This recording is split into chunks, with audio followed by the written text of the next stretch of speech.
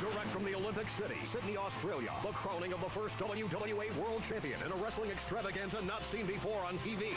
In an elimination series, the Chosen One, Jeff Jarrett, along with Road Dogg Jesse James, Stevie Ray, Jerry the King Lawler, Joaquin Trude Guerrero, Marcus Buff Bagwell, plus many more battle, watched over by the Commissioner Bret the Hitman Hart. World Wrestling All-Stars, The Inception, playing this month on pay-per-view.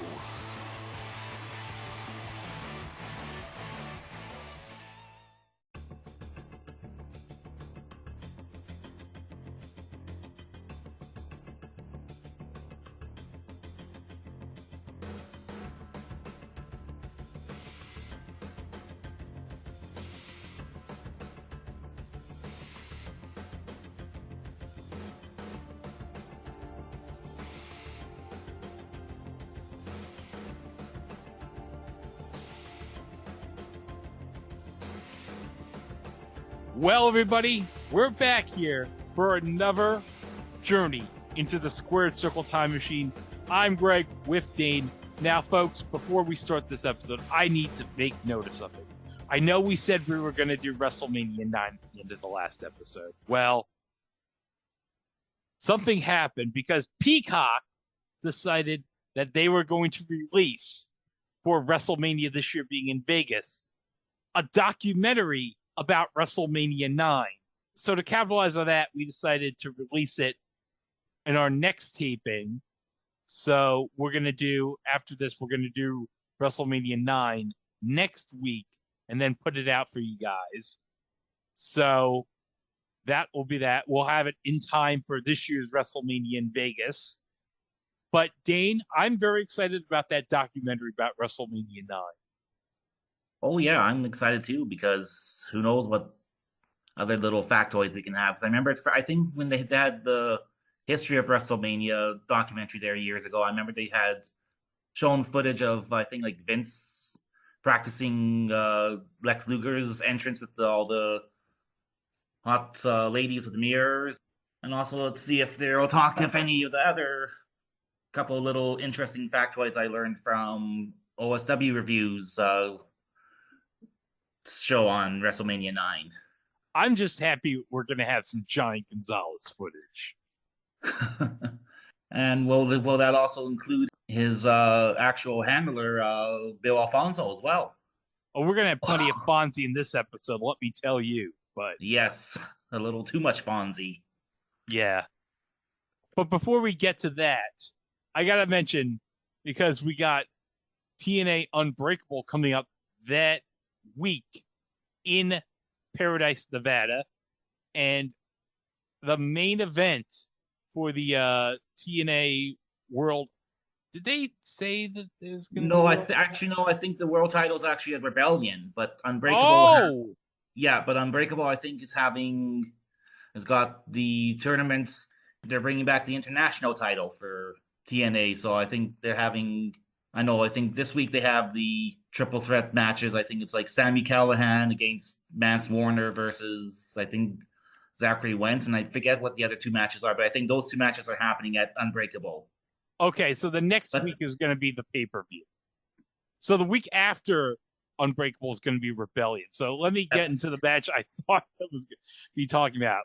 Okay, so that match, which is going to be on the 27th of April, in LA at the Gallon Center, is going to be Joe Hendry defending the TNA title against Frankie Kazarian, where Frankie was finally using their Timu Money in the Bank equivalent, the Call Your Shot Championship match. But a third challenger has entered this match, Dane. Yes. Ego. Kill over there, kill over smile. Ego. Mr. All Ego, Ethan Page. Yeah. So that should be an excellent triple threat match for the TNA title. And I'm looking at this card here. Masha against Tessa for the Knockouts title. And then we have the Hardys against Nick and Ryan for the TNA tag belts. And as well as bragging rights to see which is the better brother team. Yeah, I think it's pretty obvious who the better brother team is. And then, holy crap, we got Moose defending the TNA X Division title in an Ultimate X match involving Matt Cardona. What? I can only imagine. Can you imagine Matt trying to just get on those handlebars, trying to hang on from the cables to get the X or the title? Well, hopefully he's got his action figures all planned out and figured out how to do that. Yeah, I'm pretty sure Jax had a TNA Ultimate X ring that he can probably figure out. So, but oh wait, we have to mention this because as we're recording this last night on SmackDown, we had the greatest promo war of all time. Yes, greater than even the infamous trash talk segment from the Divas search that ended up like half of them just calling each other gutter skanks and making fun of them twerking and stuff. But God, this was brilliant. With my girl Tiffany Stratton and Charlotte Flair. And do you want to say what the big thing that happened in this promo was? The big thing at the end was Tiffany really putting her foot on Charlotte's throat by telling her that she's going to be 0-3 at WrestleMania, just like she's 0-3 in marriages.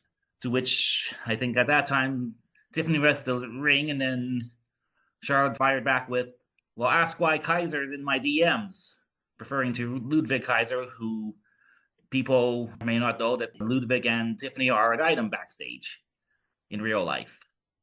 So this is the 2025 version of Sunny Days. Yeah. Oh, yes. And as far as I know, it's still available on Netflix for us international people, but apparently the WWE is scrubbing it everywhere else on their social media. So good luck finding it for all you can. Or if you get people who are smart enough to make Facebook Reels or TikToks about it, get them all you can, folks. And boy, I can't wait for that. This is now getting in between kind of a mix of Brock and Goldberg at WrestleMania 20 and Hogan and Michaels at that one SummerSlam where Michaels went crazy with the overselling. Oh, that was my favorite bump of all time by Sean there. But we'll have plenty to say about WrestleMania in our next episode. But we have to talk about World Wrestling All-Stars. Now, what is World Wrestling All-Stars, you have to say? Well, in 2001, after WCW was sold to WWE, we were looking for a new number 2 promotion in the United States. And, well, someone had to fill the void. And an Australian promoter by the name of Andrew McManus said, sure, I'll try to fill that void. I guess he kind of tried. Yeah, it ended up as we talked about it in our TNA episode. I think this was a good beta run of TNA, as you ended up having half the talent working for the World Wrestling All-Stars that would end up in TNA. Some of these guys would end up going to WWF, or at least ending their way back to WWF. Yeah. And some were also just recently got the boot, as we will discuss. So we're going to talk about the first 2 WWA pay-per-views. We're going to start with the first pay-per-view held in Australia called WWA The Inception. Which is actually not a bad name for a first go-around. I mean, if you got to start off, you got to start off with an Inception. Yep. And who are our hosts tonight for this pay-per-view? A man holding many hats tonight, I believe, Mr. Jeremy Borash, who serves as your lead commentator, ring announcer, overhead PA announcer, and also apparently he was also one of the lead creatives on this show as well, too. And also joining him at commentary is, wait, what? Jerry the King Lawler? But weren't you in WWE? Oh, wait, this is the weird period where Lawler quit because they canned his girlfriend at the time. But the weird thing is, I remember when this pay-per-view aired here in the U.S., and I think by the time it aired here, Jerry was already back with the company. I think so, yeah, because there was only a few, because it was between, I think, March and November, because it was basically just before WrestleMania all the way to Survivor Series, was Paul Heyman doing color commentary for Raw with JR, and that was boy, those two didn't really. They got some really sharp jabs during that period. Oh yeah, you could just tell like they just did not like each other. All right, but now let's talk about this pay-per-view from Australia on October of 2001. And this pay-per-view comes to us from something called the Sydney Superdome. Not the New Orleans Superdome, the Sydney Superdome, which seats about 8,500 people. That's a fair size, I guess, I mean, it's nothing to sneeze at for Australia. I mean, how many people did AEW get down there at their recent taping?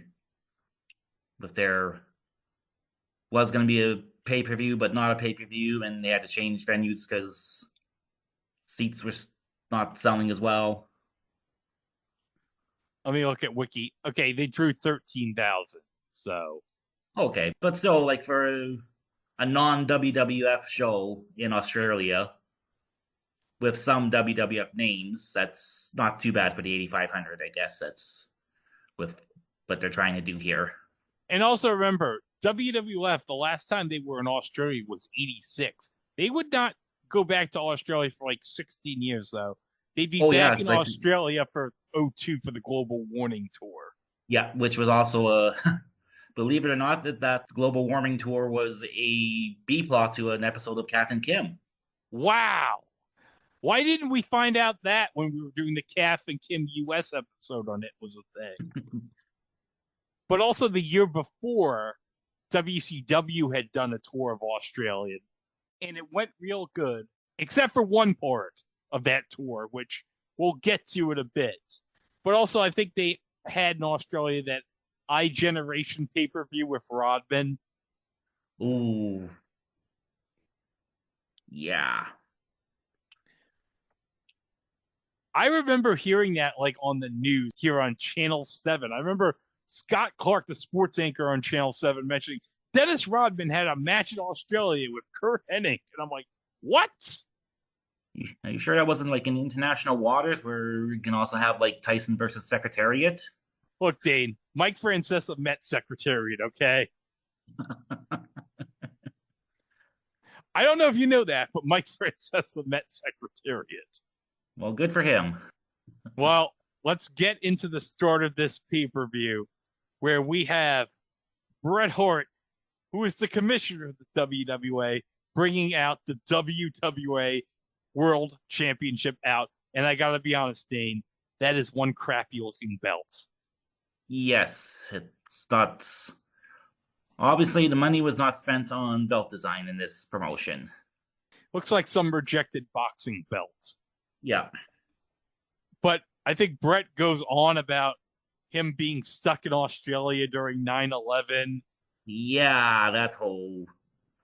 And unfortunately, this is like post Montreal screw job, post Owen's death, post getting concussed by Goldberg, post not having things go well in WCW's plan, Bret. So this is like jaded, bitter Bret.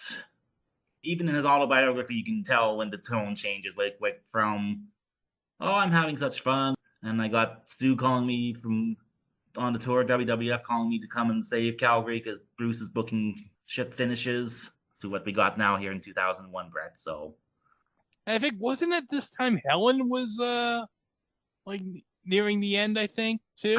I think Helen had died. Both Helen and Stu were both, because I remember, because 2001 we had poor frail old Stu taken out in front. WWF did a couple shows in Calgary and Edmonton. Calgary we had Austin versus He Who Should Not Be Named, and they recreated the Montreal Screwjob and finished right in front of old Stu. I forgot about that. Yep.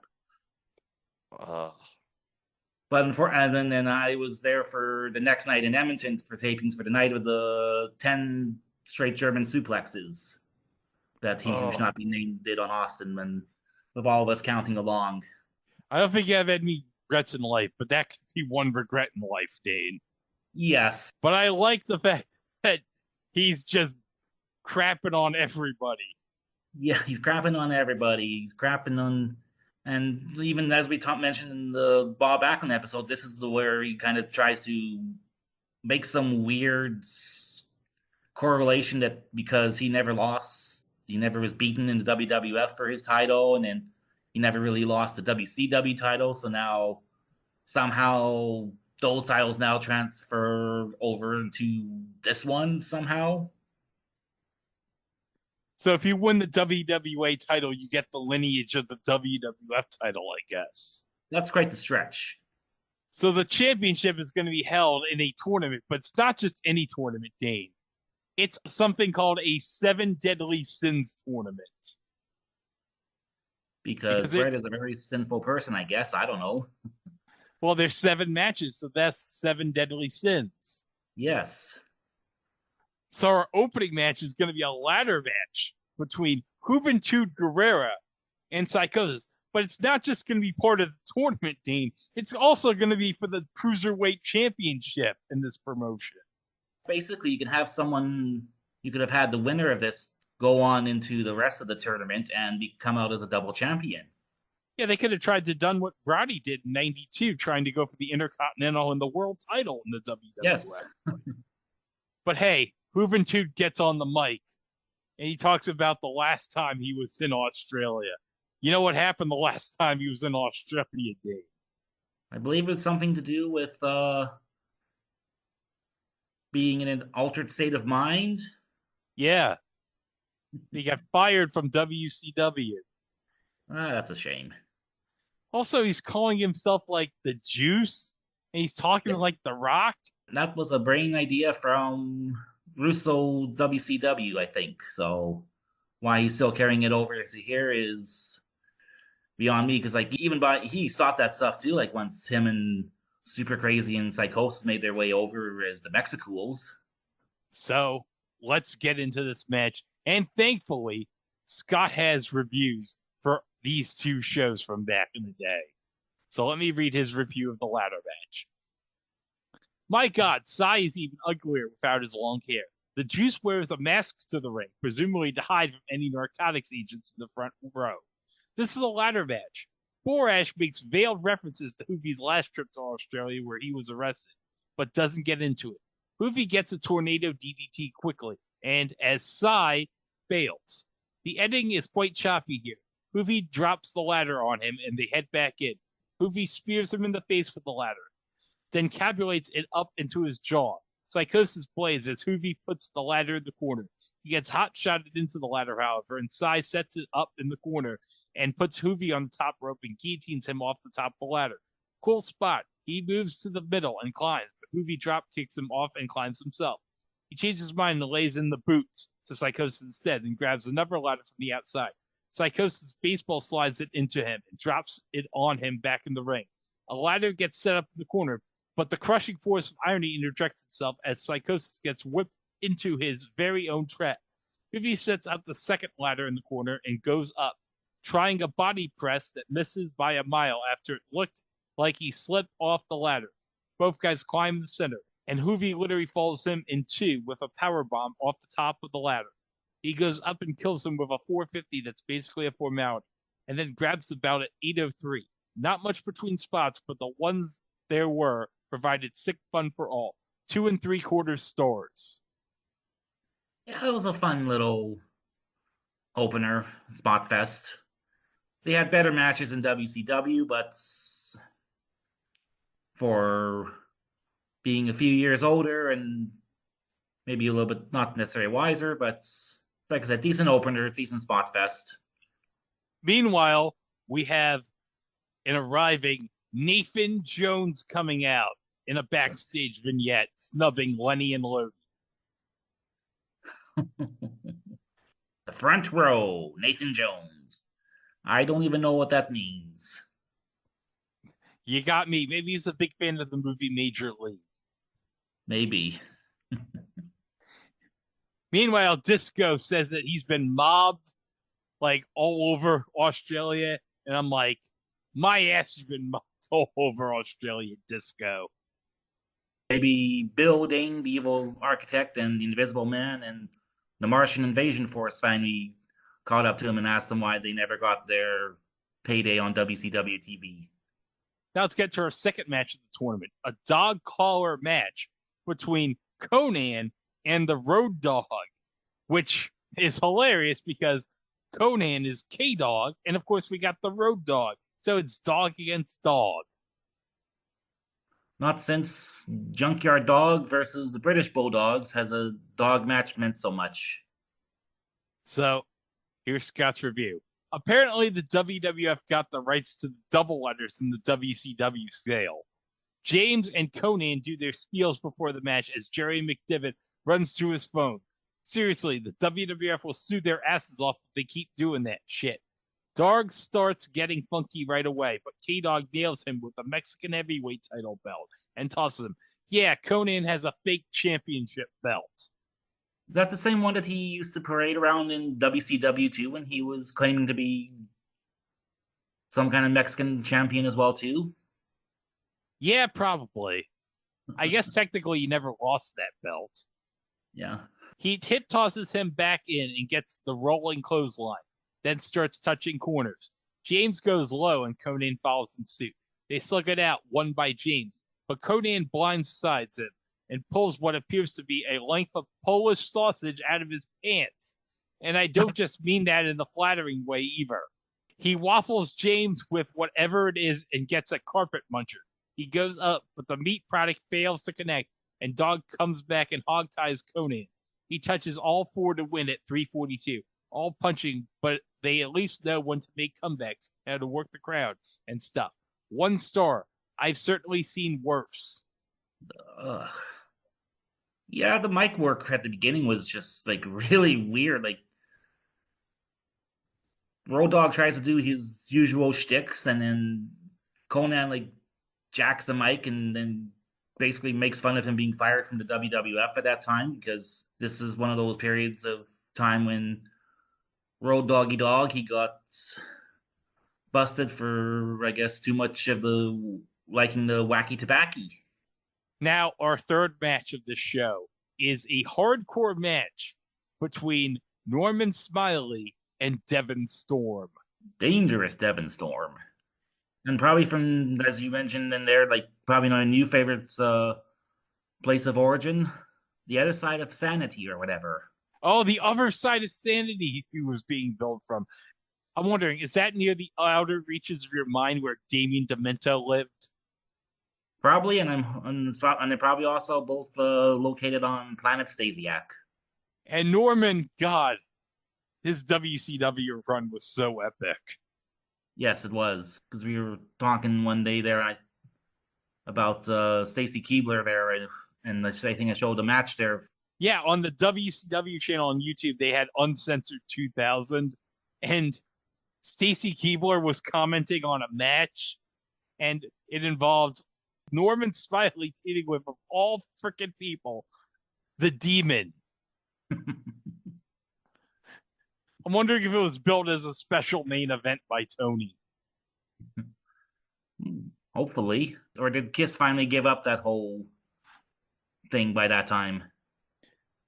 I don't know. Dale Torberg was probably thinking in a couple of years, I'm going to be like the strength trainer of the White Sox when they win a championship. So here's Scott's review. Storm is basically doing the crowbar gimmick. He pounds away and gets a quebrada for 2. A slide misses and he ends up on the floor, and Norman baseball slides him and uses a garbage can for purposes other than the manufacturer intended. Storm slingshots back in with a splash and another quebrada onto a chair. He charges, but Norman backdrops him and starts dancing. Storm uses a kendo stick to stop that. Smiley bails, and Storm tries to follow with a top suicida, but Norman whacks him with a chair at the ropes. He sets up a table on the floor, but heads back into the big wiggle first. He tries a suplex out, but gets suplexed instead. Storm tosses him and drop kicks him off the apron. then puts Smiley onto the table, and Slingshot splashes him through it. Norman staggers up, and then Storm charges after him, but hits the railing. Smiley wails on him with a garbage can and puts it on his head, then pounds it with a chair for good measure. Storm goes low and chops away, then super kicks him as they reach the staging by the entranceway. Smiley comes back with an atomic drop and goes to the kendo stick for the backup. They head backstage where Norman gets put in a garbage can and they interrupt Disco's phone call. Yeah, so Disco, who supposedly has everybody mobbing him, is outside of the arena, and guess what? Nobody's near Disco and Furman. And he's out there making a call to someone. Yeah, probably on his 2001 era flip phone.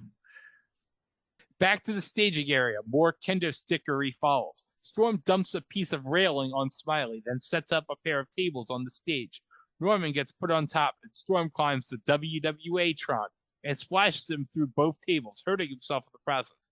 So badly, in fact, that Smiley just rolls over and gets the pin at 9:51. Nice to see both guys busting ass like crazy here, and the result is a hardcore match on the high end of the stuff WCW was doing at its peak with the division. 3.5 stars. Yeah, that was a fun garbage brawl between the two. And I mean, Crowbar, Devon Storm, he was my favorite at that time as a underrated undercard guy. And Smiley, and like he was a prime character and one of those people that ended up somehow, he might have been treated as a jobber for life, but he still has a job for life. As I think he's still working as a trainer in the Performance Center now with WWE. Yeah. So obviously he's probably thought of pretty highly if he's working at the Performance Center. Yeah. This is like a diamond in the rough here. I did not expect something really good on this show. This and another match that we'll get into later on the other show. These were probably can even put this like on a show today, and you get like a good reaction from the crowd.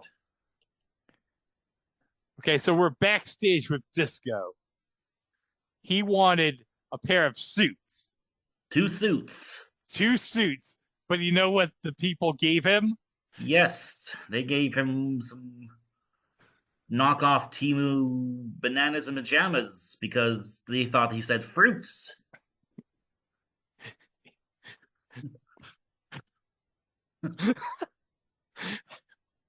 Why did they think 2 fruits? And why they think, oh, we'll give him the bananas and pajamas. Everyone loves the bananas and pajamas. It's Australia. I mean, I guess what they couldn't find. Well, Stomper wasn't quite yet ready for TNA, and I guess couldn't bring over the Bushwhackers kangaroo. So here you go, knockoff bananas and pajamas that are complete nightmare fuel. If we had a WWA in 2025, how would they like use it to bring like a knockoff Bluey? Oh, no. That'd be the question to see how they would do that. So our final match of this quarterfinal round is going to be a battle royal. But Bret, as the commissioner of the WWA, says it's not just going to be any battle royal. Anybody could be in this battle royal. In fact, the person interviewing him, Stevie Ray, he could enter the battle royal too if he wanted. Now, since Stevie Ray's in this show, I have to I gotta mention the hilarious thing he did on his podcast years ago, when I think I've showed you this, where he's talking about Hard Body Harrison. Oh yes, we talked about that before, because I think we were gonna mention something about that when we did Uncensored 95, but we didn't get around to that. But now we can mention it. So, in case you don't know, Hard Body Harrison was like a jobber at WCW who went to jail because he sex trafficked women and held them against their will. And for some reason, Stevie Ray thought that he was innocent, saying oh, that could happen to anybody. You could have 4 or 5 women at your house don't know what you do if you don't know the door is locked. I'm like, he has to be either kidding or on drugs. It is like one of the most surreal things I've ever seen. And he's like, how do you know he didn't go to court? How do you know Hardbody didn't go to court and beat the ref? His co-host is like, Mr. Producer, did he beat the ref?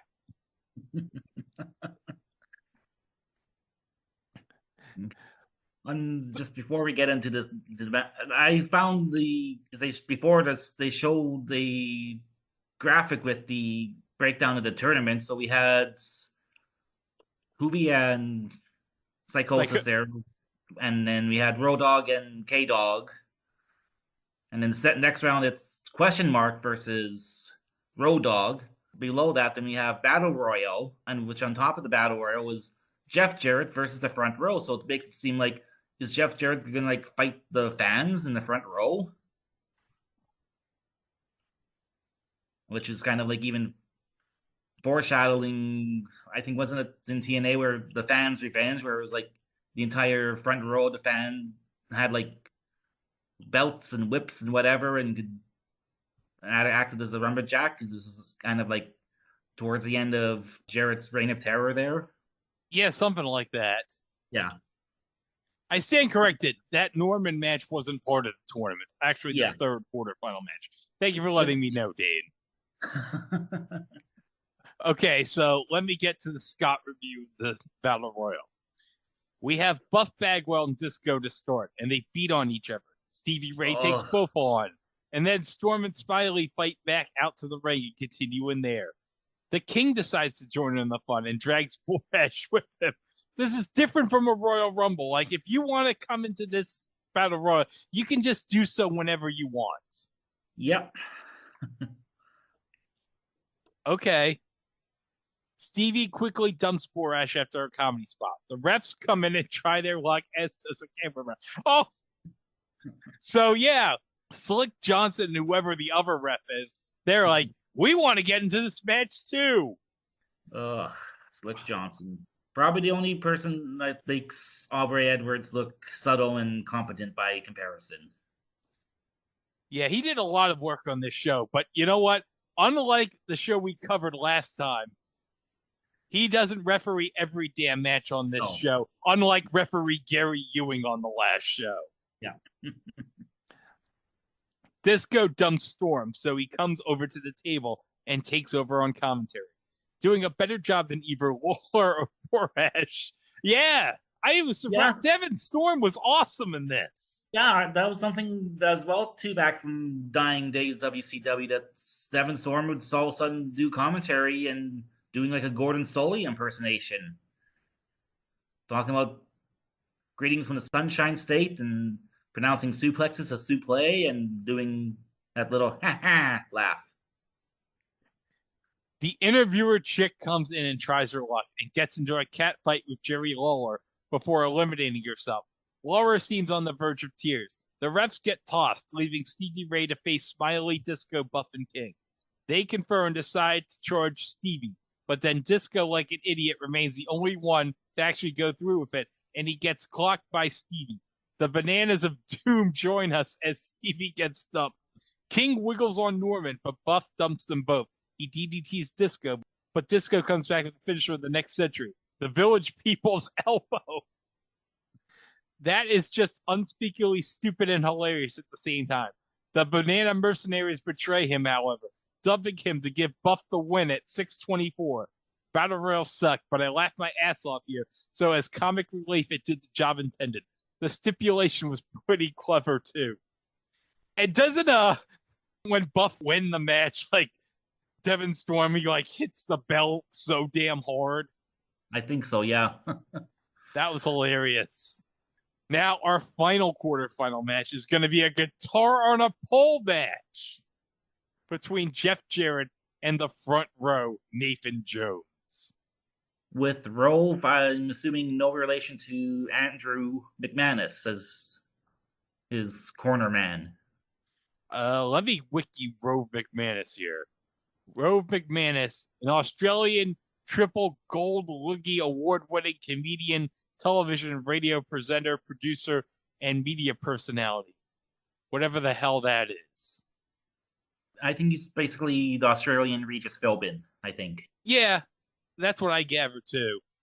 So, like in any pole match in WCW, we have a guitar on a pole because that's Jeff Jarrett's gimmick. So we got to have a guitar on a pole for some reason. And we still have Jeff wearing his WCW Slapnuts t-shirt for some reason. Now here's the Scott review. Smartly, the huge but dumb Jones is flanked by Robert McManus, acting as a manager to speak for him. You'd think someone in the WWF would get their head around the concept one of these days. Jones, by the way, is freakishly huge and Nash-like without the nice hair. I have no idea what the WWF gave up on this guy. JJ slugs away and keeps him off guard, but Jones comes back with a tilt-a-whirl slam that looked bad. Big boot, but Jarrett gets a jawbreaker and running rope straddle. Jones goes for a choke slam, but then settles for a side slam and a cactus clothesline to the floor. They brawl and Jones presses him back into the ring and heads up for a flying clothesline. He tries for the guitar, but Jarrett goes low and grabs it himself. McManus comes in to help, but gets El Kabonged, and Jarrett finishes the distracted Jones with the stroke at 4:03.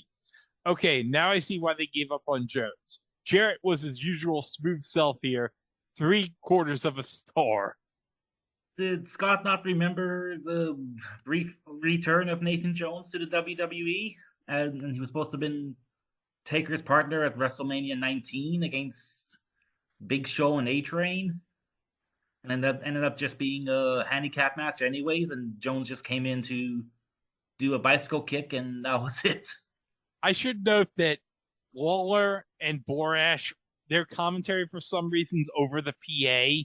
Yeah, that was something else that I found, like, really weird. I mean, I don't think I've ever seen that ever done anywhere else at any other wrestling show. Like, even just going to, like, a local indie, there's, like, no one providing any commentary at all. Like, the only time I've ever seen that done was just in the one episode of Glow where when they do their first show and you got Mark Madden there clumsily trying to narrate things and then getting things saved by recent guest at the London SmackDown, Kate Nash, helping save Mark Maron's ass, and that with the commentary. But the reason I want to mention the commentary over the microphone is, like, later on this show, I think, isn't there like a spot where, like, Slick Johnson is distracted and then Jarrett hits somebody with the guitar? I think that's even like in the main event, maybe.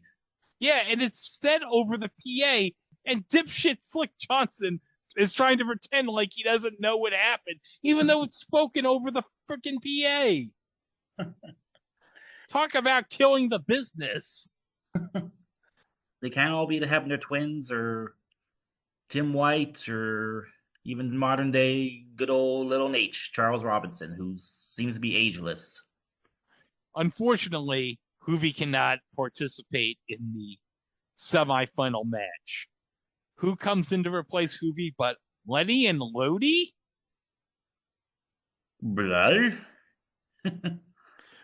Okay, so here's what I don't get. If Lenny and Lodi win this match and they win the championship, now I know they're not going to. It's obvious they're not. But let's just pretend they would, okay? Yes. Who gets the title? Do they both get the title? I think we get shared custody of it like we had with Chris Jericho in China there for a bit with the Intercontinental title, and then also future Hall of Famer Michelle McCool and Layla with the Divas title. Oh, don't get me started on Michelle McCool in the Hall of Fame. Oh, God. Well, we all know why that happened.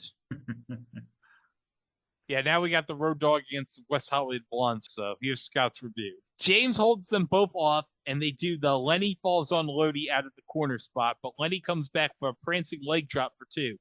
Dog dumps Lenny and punches away on Lodi, but they get 3D on him for 2. Lodi rams Dog into the turnbuckles while Lenny sits on the top rope with his legs spread. And that's just about the most disturbing wrestling spot I've seen all week. Heel miscommunication allows Dog to come back, but Lodi goes down on him with a low blow, and the West Hollywood Blondes fight over the pinfall. Lenny rolls up Lodi for 2, vice versa for 2. Lenny moonsaults Lodi into a 69 position for 2. So Dog drops a knee on both of them and finishes them at 357 to advance to the final. No subtle imagery in that match. No siree. Dud. Letty and Lodi are hilarious at their chosen gimmick, however, and the WWF would be well advised to bring them in to splice up the division. They can even do some three-ways with Jeff Hardy. Matches, that is. Oh, great 2001 humor there. There was a different time back then. Yeah. Now, the second semifinal between Buff Bagwell and Jeff Jarrett. Yes, and we got a nice little pre-match promo with Buff the Stuff. Oh, yes. Who decides that this match is going to be Tits, Whips, and Buff. Sure. Okay. Which ends up being, in layman's terms, we forgot to mention about them. The Starettes, I believe, both of them. Yeah, they're the ones that are dancing on this show. So they're like the Team Nitro Girls. Team Nitro Girls. I think it's if the Nitro Girls and the Cage Dancers from TNA got together and had a baby. Yeah, this would be the Starettes. Yes. So we got the dancers, they're lumberjills, and they got whips. I guess they're going to whip them if they get to the outside or something. Yeah, that's the gist of it. Oh, man. I want to see Jeff Jarrett get whipped like a dog. Now let's go to Scott. This is Bagwell's tip shoes, and he goes with lumberjack rules, using Nitro Girls armed with whips. Could be worse, I guess. Jarrett works a headlock and gets hip tossed and bails. Then thinks better of it. Buff clotheslines him and drop kicks him out for real this time, and Jarrett gets a whipping. Back in, Buff tosses him out again, and more of the same. Jarrett tries tossing Buff, but the girls are more sympathetic to Bagwell and offer him a massage before helping him back in. Oh, that's nice. Jarrett goes low, but Buff dumps him, and he gets whipped again. Jerry is in his glory. Back in, Buff blockbuster, but the ref is busy making time with the lumberjill. Jarrett gets the stroke to advance at 4:05. Just time filler disguised as a wrestling match. Done. Once again, Slick Johnson not doing fucking shit. I forget. Was also Slick Johnson who took the bribe from Alicia at the TNA show? Yes, he took the bribe from Alicia. Wow, he is very corrupt, Slick Johnson. Well, we got a husband and wife match next, Dane. Oh, God. Oh, no. We have Luna Vachon against the former Gangrel. The Vampire Warrior. Because the Gangrel name, it was forbidden by White Wolf Entertainment. And then later, they own the trademark on the church for a different name. I trademark, and then I said, "Oh, hamburgers." Oh. So here we go. Here's Scott's review. Warrior's using tantric as his music, showing he at least has better taste in entrance music than women. Warrior refuses to fight his wife as she slugs away at him. She gets a sunset flip for 2, but Warrior just dumps her. She finds a set of salad tongs, does the obvious with them, and inflicts some damage with a cookie sheet before Warrior just has enough and DDTs her for the pin at 2:28. About as interesting as it sounded. Dud. What was the point of this match? Period. I mean, they tried to force the story that they got married on Halloween a few years ago. They were going to renew their vows, and now all of a sudden they're fighting, and Vampire Warrior guy doesn't want to beat on Luna, and this was just, why was this a thing? Yeah, I want to know that too. Now, Dane, did you watch like the 2-hour version? Or did you watch the 2.5 hour version? I watched a 2-hour version, so. Oh, good, because you missed nothing. There was like some match with like a bunch of women, and there was like a guy was involved pretending to be a woman. You missed nothing. And thankfully, this wasn't on the US version of the show. No. Imagine 2001. Even in 2001, people probably saw this in the future. Whoever was distributing this pay-per-view, like, no, people don't want to see this transphobic crap. Whoever did that, good for you. But we have to mention this. Disco had to come out to gripe while they're setting up the steel cage, because the title match is a steel cage match for the final. Yeah. And guess who comes out against Disco? Bananas in pajamas, coming down in pairs. Bananas in pajamas, chasing teddy bears. They're fighting to the top of the cage. Oh my God. This makes no sense until afterwards. The one bit, by God, B1 just took a bump from The top of the cage. just took a Borash and Lara like trying to make it sound like it was like Mankind getting tossed off by Undertaker at King of the Ring '98. My God, that banana has a family. Where's the dark side of the ring about the bananas and pajamas taking a bump? Now we get into the title match between Jarrett and Road Dogg. So, oh my God, I didn't even realize this. This is like former best friends here. Hey, we're finally getting the payoff to what would have been the great feud between Double J versus the real Double J. Yeah, because as we all know, it was actually the Road Dogg who sang those songs. Yes. Plus, also, we have a little bit of other collusion as well, too, as we have Commissioner Brett coming out, and we might have some tension from the NWO 2000. All right, so let's get into the review here from Scott. Dog tells Jarrett he can suck it. And once again, they'd better watch it because I'm pretty sure that's a WWF trademark. A quick search of the U.S. Patent Office website reveals that it's not a registered trademark, but I bet they can still sue. Dog attacks and slugs away, but meets boot. Jarrett slugs away in turn, but Dog fights back. Funky knee drop gets two, but Jarrett gives him a little cage to remember him by. Some strutting burns time, but Dog sends him to the cage to get his revenge. They bow to the top of the cage and pound on each other there. Then climb down and out. Dog grabs the ring bell and waffles Jarrett, busting him open. Back into the cage as Jarrett gushes blood, but grabs the sleeper. Dog fights out and reverses, but Jarrett suplexes out of it for two. They slug it out, and Dog uses a big boot to win. The ref gets bumped soon after, however, and Jarrett exits again and grabs his guitar. He kabongs James, then puts him in the sharpshooter for the benefit of Bret Hart at ringside.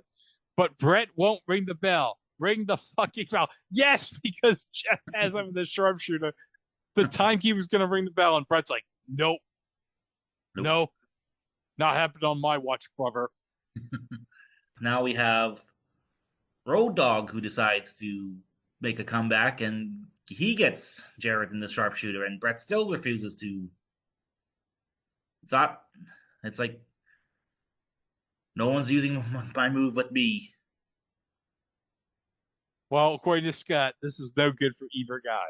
James goes out and grabs the title belt away from a departing and disgusted Bret Hart, but misses a big swing at Jarrett and gets stroked at 10:25 to give Jarrett the WWA World Title.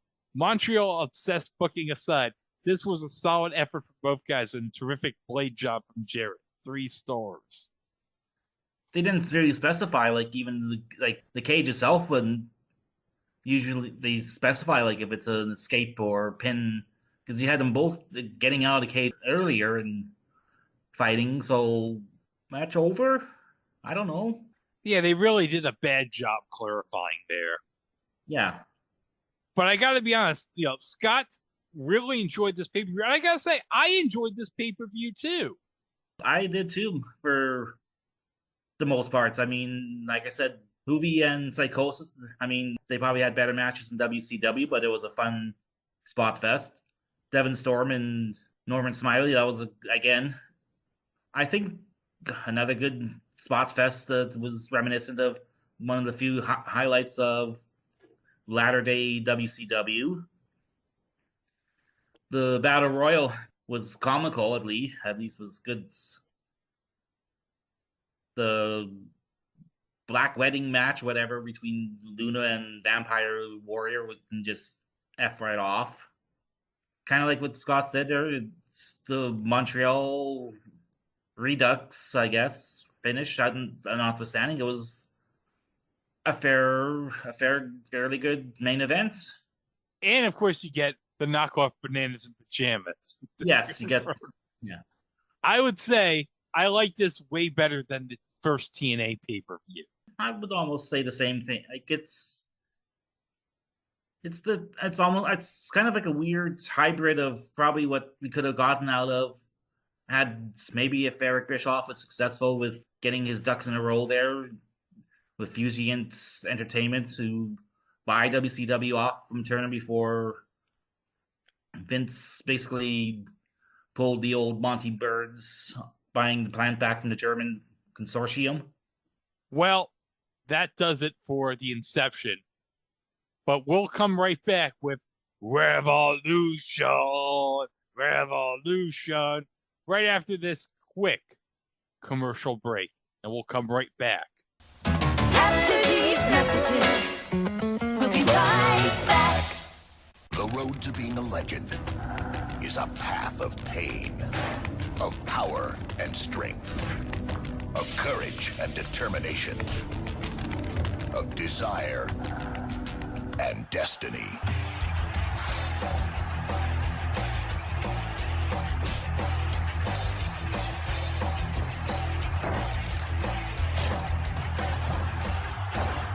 Legends of Wrestling 2. Rated T for Teen from Acclaim. Of epic proportions.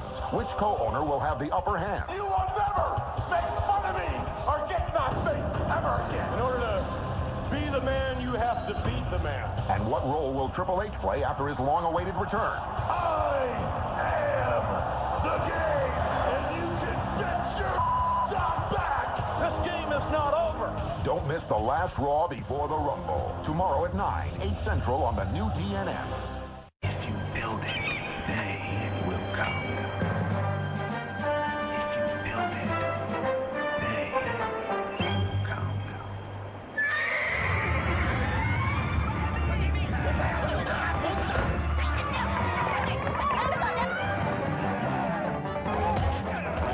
That ain't right.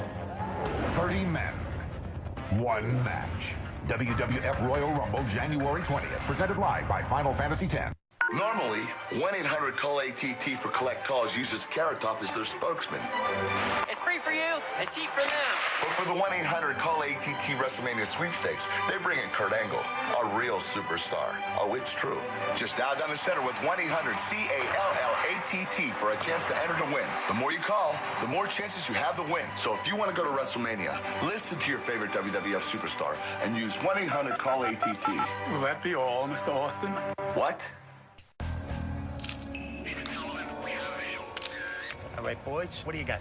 I jacked the van load of that Xana stuff last night. Yeah, and I hit a shipment of that Metabo whatever. Xana stuff? Metabo whatever? Forget about it. Now, what about you, Taz? What's the word on the streets? I got a guy, Joey Numbers, works down at the Port Authority. Word is, the strongest stuff's coming in today.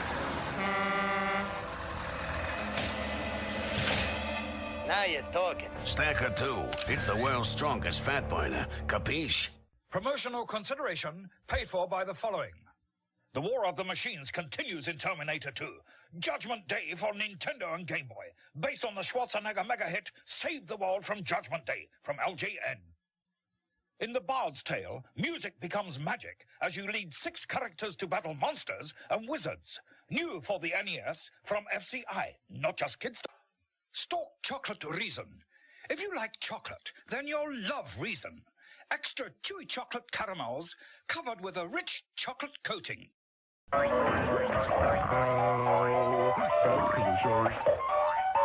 Welcome back. And now, Dane, this is the moment we've been waiting for since we started this podcast.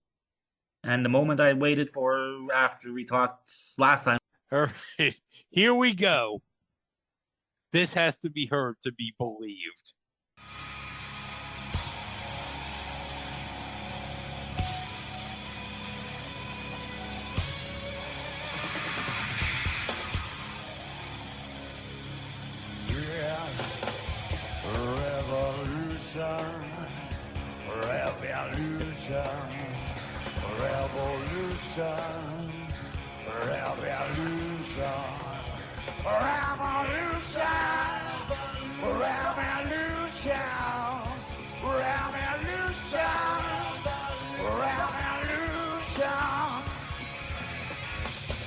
Another slap in the face. I know this time of the year is a revolution. But still I roll out of place. Open your mind to the change of evolution. Another slap in the face. I know this time of the year is a revolution. Still I roll out of place. Open your mind to the change of evolution. Right, yeah.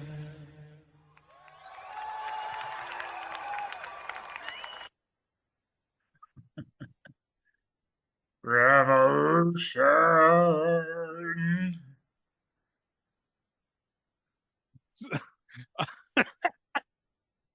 Oh my god. I read on Wikipedia about this band. The band that sing is called Tantric. 3/4 of them were made up from the band Days of the New. And the lead singer, who we can basically call Timu Scott Stapp. And they've actually toured alongside other luminary acts as Three Doors Down, Creed, and Kid Rock. Oh wow, such stellar individuals there. Apparently, I also read on a comment on YouTube from from just the video performance itself, like we just saw there on and listened to again. That apparently someone said that the actual version of that song, which is just called Revolution, but it's like REVELULLISON. So it's like Revolution or something like that. Sounds a lot better on the CD version itself, and even they performed it live as well too on some of their tours, and it sounded better. So we got some kind of weird Lemmy of Motorhead messing up the lyrics for Triple H's theme at WrestleMania 17 going on here, or what? Maybe this is the 12-inch version of the song. I don't know. Yeah. So I'm looking up Scott's review here. Apparently, he says he was torn between watching this or Pride, but according to Scott, watching Ken Shamrock grow the big match is hardly a novel thing. So he went with the much bigger potential disaster in WWA Revolution. And Scott figured that if nothing else, it's always fun to watch startup companies self-destruct on live television. And he says, after the show, the Scotsman taunted me on AIM with his usual low-brow insults, insinuating that he could somehow trash this show more effectively than he could. Well, as the opiate of the masses, hero to millions, alpha and omega of your lives, he is always up for a challenge. So he has an ace in the hole. Scott is bringing in this review the hot poker of the ass rating system. Ah, yes, I remember that. So our host for this show is going to be Jeremy doing the play-by-play. But since Jerry's now back in the WWF, who is the color guy for this show? Mark Madden. Never was a fan of him. Oh no, I'm not really the biggest Mark Madden. I think his highlight for me though was the David Arquette heel turn when he said, "Way to go, champ!" That or getting the crap beat out of him by Tank Abbott, I think. Oh yeah, was that before or after Tank was like the groupie for 3 counts? I think it was before. It was like trying to have Tank as a bit of a serious badass, and serious enough that Vince Russo wanted to put the WCW title on him, and before they decided, well, let's put it on He Who Shall Not Be Named as a way of trying to keep him from not jumping to WWF, even though we're putting his wife's ex-husband in charge of the booking committee. And somehow it ended up on Psycho Sid for some reason. Sid Vicious at the time. Because reasons. Now, this wasn't in the DVD version or the one we watched on YouTube. But apparently Andrew McManus started out with a Jim Crockett-like reciting, according to Scott, of a prepared statement, announcing that Randy Savage will not be on the show. Because, yeah, Randy Savage was going to be in the main event of this show against Jeff Jarrett. Yeah, they mentioned that too, because I think also when I think I remember listening to the AE podcast, they talk about this show as well too, and they were saying that there were actually commercials like on like the preview channel and stuff that saying that it was going to be the return of Randy Savage to wrestling. Yeah, I do remember those because I remember seeing them on the Barker channel on the like sneak preview, because I think this was like the latter days. This is what, February 2002. So this was like the latter days of sneak preview, because I think like it ended like sometime in like the spring of 2002 if like you watched that Oddity Archive video, because that whole thing with sneak preview was run like on laser discs, and like I think they stopped production of the laser disc, so soon afterwards it went under, so there was no more Barker channel. So we get our opening match of this show, and we got a 6-way cruiserweight match between Nova, Low-Ki, Shark Boy, Tony Mamaluke, Christopher Daniels, and AJ Styles. That's short hair. Yeah. Again, because I think watching him even on the TNA show there, he had shorter hair too, but I'm trying to think, because I've always known, at least for the last decade or so, I've known AJ having a nice soccer mom flowy hair. And this is the pay-per-view debut, technically, of AJ Styles. Yes. And obviously Nova, Tomi Mamaluke from ECW. I think this is the pay-per-view debut for Daniels. Yeah. And Low-Ki. Yeah. As well as our favorite aquatic-themed wrestler, other than the time John Tenta was the Shark in the Dungeon of Doom, Shark Boy. Oh. Yeah, Shark Boy. I guess canonically speaking, is Shark Boy the Shark's son? You know what? I'm gonna canonically. I'm putting out in my head canon that Shark Boy is the Shark's son. Just like how I'm putting it in my canon head that the Rizzler is the Big Show's son, and this is Andre the Giant's grandson.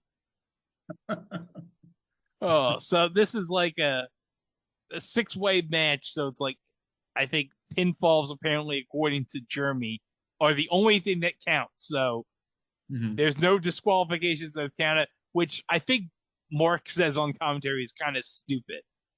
And I'm going to agree with Mark on that. Well, it's like an elimination match, so it's, I don't know, but you got basically the best of the indie scene of like from the early 2000s all fighting in this one match, and it's phenomenal. Yes. Now let's get to Scott here. Everyone's already in the ring. Speaking of the ring, this isn't an arena in the normal sense of the word. It's a theater. So the ring, which appears to be actually smaller than WCW's wings were, is up against the stage on one side of the theater, and all the seats are on the other side. Oh yeah, I forgot to mention, this show is in Las Vegas. So I think this was the only WWA show that was in the States. I think, yeah, because I think they went back to Australia for the remaining shows. Or did they also... Because I know they talked about their tour that they did in the UK. Because I think because we'll find out that the Cruiserweight title changed hands over there in good old Cardiff, Wales. Yeah. Too bad this was before Doctor Who started shooting in Cardiff. Yep. So this is at the Aladdin Hotel and Casino. Now, the Aladdin today is part of Planet Hollywood Las Vegas. Planet Hollywood Las Vegas. Yep. Okay. According to Scott, behind the ring on the stage is a Jumbotron setup playing endless fractal screensavers that make me feel like I'm having an acid trip. Oh yeah, those were pretty bad, all those screensavers. Yeah, this... Something out of Windows 98. Yeah. I suppose this could be more Bush League if both announcers were named Tex, and there were signs for next week's Square Dancing Convention plastered on the walls. but it's close. 5 hot pokers for not booking an arena, which is pretty much the first step involved in being a wrestling promoter. Madden, attempting to put over the youth involved, notes that this is the first time for everyone on pay-per-view. This, of course, discounts the millions of ECW pay-per-views that Nova has appeared on, the 1 or 2 that Styles has appeared on, and the WCW and ECW pay-per-views that Mama Luke has appeared on. 2 hot pokers up Barash's ash from Madden's Gap. And what's the point of sticking everyone in one match? They've got 3 hours to kill. Why not split it up into 3 individual matches or a couple of 3-ways? Styles and Mama Luke start and do a wrestling sequence. Take a picture. That's the last one tonight. Mama Luke gets a German suplex on Styles, and Shark Boy comes in with a dropkick and some chops. Mama Luke clotheslines him, but gets bitten on the ass. Yeah! He got bitten on the ass by Shark Boy. That spot is dumb enough that it might get over in the WWF. Neckbreaker gets 2 for Mr. Boy. Loki comes in and he kicks Shark Boy in the head and chops away. Daniels comes in and another problem pops up, as the lighting is so bad that unless you know which bald guy is Loki and which is Daniels coming in, you're screwed trying to follow the action. Yeah, the lighting on this show was so freaking bad on this. The lighting and sound mixing on both, even on the first show there, was just horrible. Like, in between, not just necessarily with the having the commentary team announcing things over the PA system too, but it was just weird. They slug it out, and Loki gets a spin wheel kick. Nova tags in and gets arm dragged by Daniels. He knees him down, and Loki joins him for a double suplex. Mad notes about 18 times that Nova isn't a cartoon character anymore, which is great, but he never was. He was a comic book character. If he was a cartoon character, he'd be hatching evil schemes on a weekly basis and forming the Kiss My Ass Club. Oh, yeah, because that was starting up around this time. Yes, it was in full swing in production already. Loki springboards into a vicious kick on Daniels for 2. Does he do this crazy shit on Jacked, and I just haven't been seeing it? Because if he did this to Jerry's stuff in the WWF, he'd probably get a job at a push, being that he's both bigger and whiter than Tajiri is. Mama Luke suplexes Loki and goes up, but gets suplexed off by both Loki and Shark Boy in a spot that's kind of hard to describe. Mama Luke bails and Shark Boy steps aside to allow Daniels his high spot. In the ring, Styles and Nova go up while the director cuts all over the place like Michael Bay on speed, desperately trying to keep up with all the action in and out, and thus catching up with nothing as a result. Oh, so they did hire the friggin' director who did all the shit in TNA that they kept constantly missing. First tip for up-and-coming pay-per-view operations: hire people fresh out of school who have the energy to keep up with stuff like this. Nova gets a crossface on Styles, but suddenly it's Shark Boy getting a Rano on Mama Luke for 2. That's the kind of amateur editing mistake that the WWF almost never makes. See, they stick 6 crazy motherfuckers in there for their first live match on pay-per-view, and they just can't follow it through properly. Shark Boy gets a diamond dust on Mama Luke. Loki kicks him in the face for the pin at 7:49. Styles and Loki trade kicks and work the mat, but Loki just kicks the living shit out of him. Seriously, what the fuck? Why do these 2 guys not have a job right now? I was just discussing this subject with David Bix the other night. Sort of the WWF relies on punching and stopping for all their transitions, i.e. the WWF style, but no one in the WWF can punch or kick believably. What do you think about that? Well, it's definitely changed over the years. I mean, I think this is also still Scott being still work rate. And I mean, to a point, you understand it, but it's also like not necessarily the target audience as well. I mean, we got that already now happening today with AEW there. I mean, yeah, they're putting on 5+ star matches on Dave's new whacked out scale on pay-per-views and stuff, but it doesn't seem to be really drawing or holding interest. And whereas you have the WWE style that seems to be a bit more punch and the more basic stuff, they seem to be holding out better. And also, you got to remember too, like this is thinking back here, we just had in 2001, 2002, WCW went out of business. ECW's gone out of business. There's no big competition for the WWF at the time. You had to end up relying on the smaller independents. And then you had stuff like World Wrestling All-Stars here trying to make things happen. And then you also have the XWF, which is a story on its own. Yeah, we might have to do an episode on the XWF one day, because it's a real trip. I'd have to buy the DVD sometime, somewhere on eBay, I guess, one day. Although I got to be honest, I don't know. I think AE Podcast did a much better job than we ever could on the XWF. Yeah. But yeah, like I said, it's Scott's opinion at the time, and I don't fault him for having an opinion like that, but things have changed a bit, and his opinion is valid, but there's also other opinions to consider as well too that are just as valid in my books.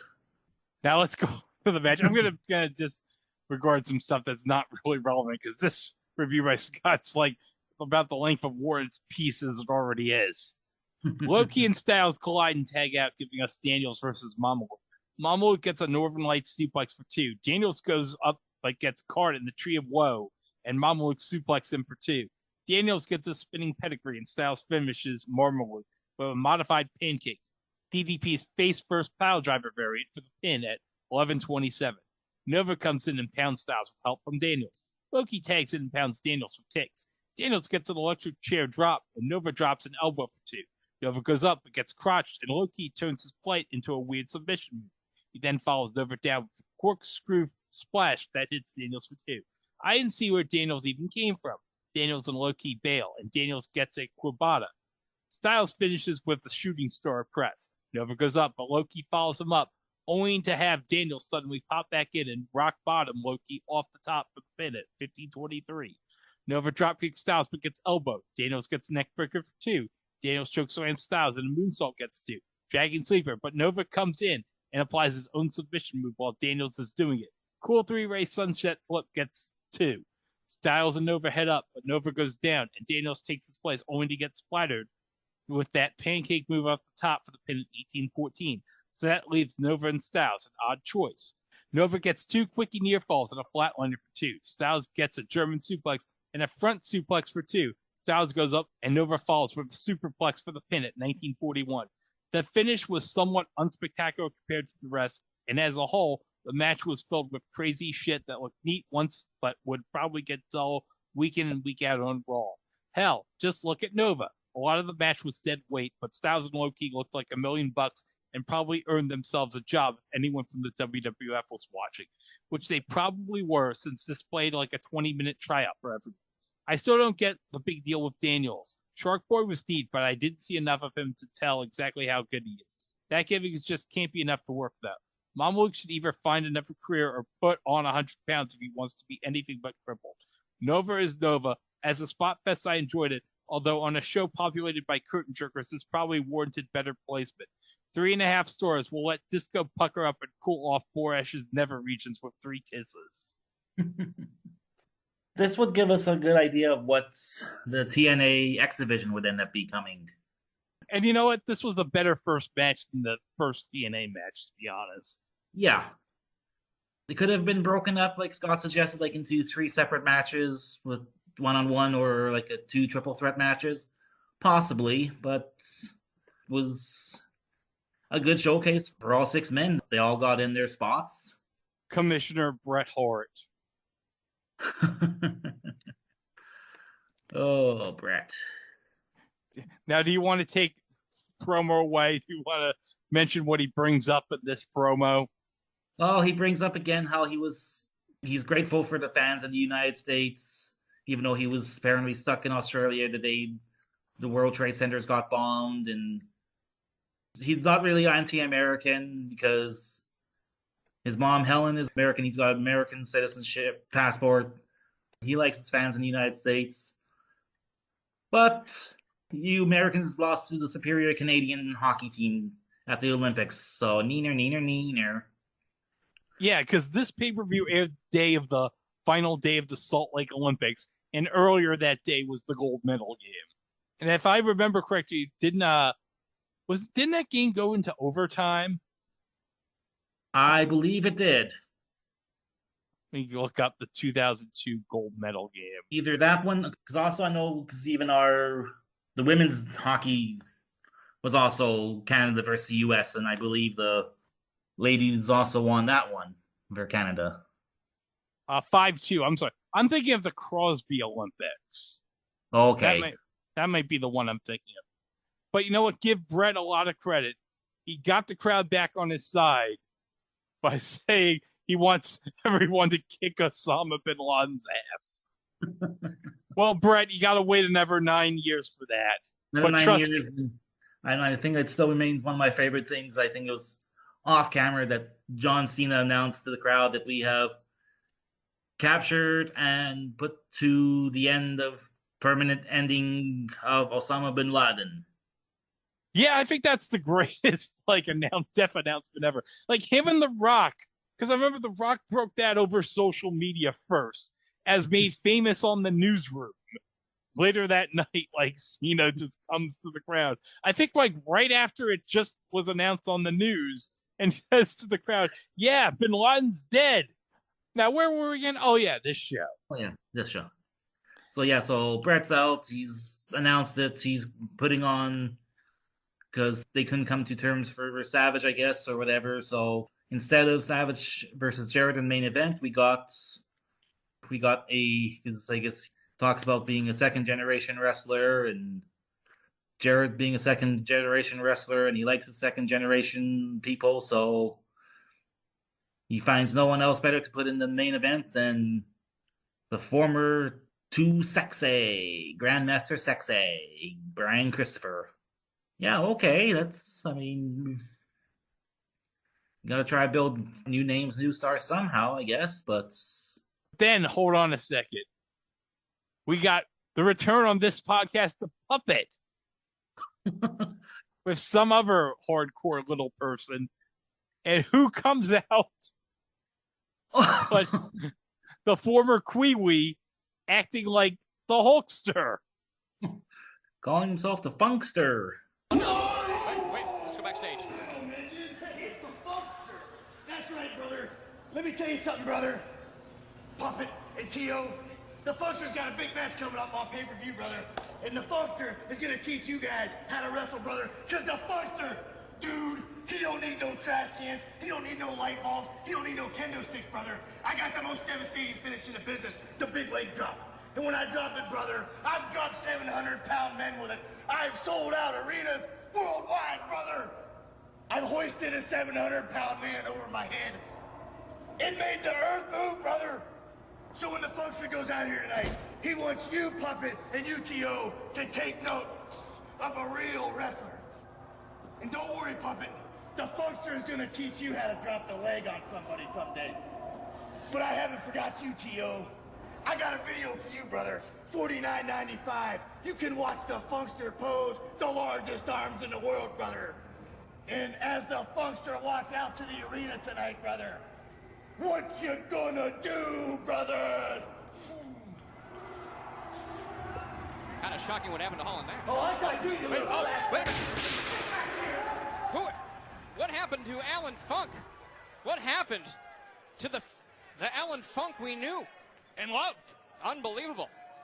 Well, he is a real American, Jeremy. So yeah, it's just Alan Funk doing a Hogan impersonation and trying to make peace with the two little people that are trying to beat each other with trash can lids. Which doesn't go over so well. Well, they stopped for a moment, but then once the Funkster left, they started again walloping each other, as was the style at the time. Which, of course, brings us to our next match. It's the Funkster against Reno. Who the fuck is Reno? He was a late WCW power plants guy that they had tried to push in the dying days. Okay, what the hell ever happened to him? Who knows? Who knows and who cares? Actually, what I think I do have him up here. Okay. He wrestled until like 03. Let me just see his last match here. Was at a WXW Rage taping where him and some wrestlers named Jamal, L.A. Smooth, and Nuisance defeated CJ North, Monster Mac, Papa Don, and Perfect Creation. And believe it or not, according to Cage Match, this is his next to last match. Wow. His last match was on October 18th, 2003. So he had a full year and a half between matches. His third to last match was an HWA show teaming with Kaz Hayashi, beating Shark Boy and the Funkster. Jesus. So here's Scott's review. Going out there and pretending to be Hulk Hogan isn't really funny without some sort of comic twist to it. It's like watching the Mafia parody movie that came out a few years ago at some point. If you don't do something to distinguish parody from tribute, you just sit there watching different people do the same act and it ceases to be funny. It's like, yeah, I know Godfather was a great movie, and if I wanted to see that same scene again, I'd just pop in the DVD instead of spending $8 to see this crap. I mean, saying that Hulk Hogan is a stale act is not exactly hot news. The WWF already discovered that what their business went into the toilet 10 years ago. Maybe a couple of hillbillies in the front row were going, dang, Jeffro, that's a fucking brilliant observation on Funk's part. Maybe next he'll do his impression of Randy Savage. But otherwise, the joke was beaten at the ground long before Funk got there. 2 hot pokers for Alan Funk taking credit for other people's hard work. Reno attacks but gets clotheslined. The shirt gets ripped off, and they brawl out and back in again. Funk gets a hip toss and a unique face-first slam for 2. Reno drops him on the top, and Funk bails. Reno beats on him, and they head back in. Reno stomps away and gets a gut wrench for 2. Bear hug into an overhead suplex for 2. Leg sweep gets 2. Funk comes back with a sunset flip for 2, but he gets clotheslined, and Reno hits the chin lock for 2. Funk fights out, but gets suplex for 2. He tries to Funk up, but misses the big boot. Reno rolls the dice, but then goes up for some reason, and of course misses. The Funkster comes back again, and this time he hits the big boot, and a pile driver leg drop combo finishes at 7:42. Apparently, no one told Reno this was a comedy match. Neither guy looked particularly better than in WCW. Half a star. Well, it wasn't anything to write home about, really. Just, if you're going to do a Hogan tribute comedy act of him, you got to do more. He didn't really do too many Hoganisms in that match. Like, I didn't see any. I mean, yeah, he did the big boot and shirt ripping and no cupping of the ears and all that. When we look back at in 2000 with when he had Kurt Angle versus Big Show when he came out as a showster, I mean, that's how you kind of do a decent Hogan parody in the match and then kind of afterwards switch to your main character and then win the match. Oh, guess who's come out? It's Big Papa Pump Scott Steiner with a lot of women. He's got like his freaks with him tonight. But oh, guess who's here also? Disco Inferno's bitching that he doesn't have an opponent. So guess what he does? He joins the announce team. Oh, great. Now we got Disco and Mark Madden. Throw out Borash and put in Vince Russo, and you got like pretty much their Vince Russo's podcast. Oh, God. Bro, I'm going to bore you with this stupid podcast where I take no responsibility for anything whatsoever. Bro. God, who would... I can understand why Cornette has an audience. Who the hell would listen to Russo? Really desperate people that's... Unless, I don't know, is he still working the born again Christian thing too? Because maybe there's people that are... I'm surprised he doesn't take that Russian money and start a grift for himself. Yeah. Here, that's doing big business nowadays. Yes. Our next match is against Chronic. versus Native Blood. No. I don't know what Native Blood is. I don't even either. And this Native Blood reeks of 2000, 2001 Stampede Wrestling Bruce Hart bullshit. Oh, it does. I'm not even going to bother reading the Scott review of this match. He rated this -2 stars, but all the commentary of this match was like, product's been done in by backstage politics and such. No, they got done in for being a bunch of shit wrestlers. That's what done them in. Not even being friends with old Booger Red Taker was going to save them from getting the pink slip. But listen, I love Brian Adams, okay? I love Crush more than Brian Adams is my boy. Like early 90s New Generation Crush, Doink Bra. Like when we talk about that, and you're gonna, I'm going back to being like when we talk about for our WrestleMania 9 show, you're gonna have like young 13, 14-year-old me be just marking out over Crush and crushing pineapples and trying to get a hold of Doink Bra. Oh yeah, I had like 10-year-old Greg had his Hasbro back in the day, and it was the coolest Hasbro of all time. Even Brian Clark, like I liked him as Adam Bomb. Yeah, remember when Adam Bomb had the gimmick of throwing the footballs in the crowd? Yeah. The Bomb Squad? Yeah, and then when he did when he was part of the whole Blood Runs Cold thing with Father Jim Mitchell, and then we had Wrath and Mortis. Why did he get so crap? I'll tell you why. Weed did this to them, okay? Well, maybe Bob Backlund had a thing about never eating marijuana. Yeah, I'm completely on Bob's side about marijuana now. He's won me over. Yeah. But also, I think with Disco, they're talking about, I think, on the commentary about the French judge, the whole controversy of that at the Winter Olympics. Oh yes, the pairs dance competition for ice skating.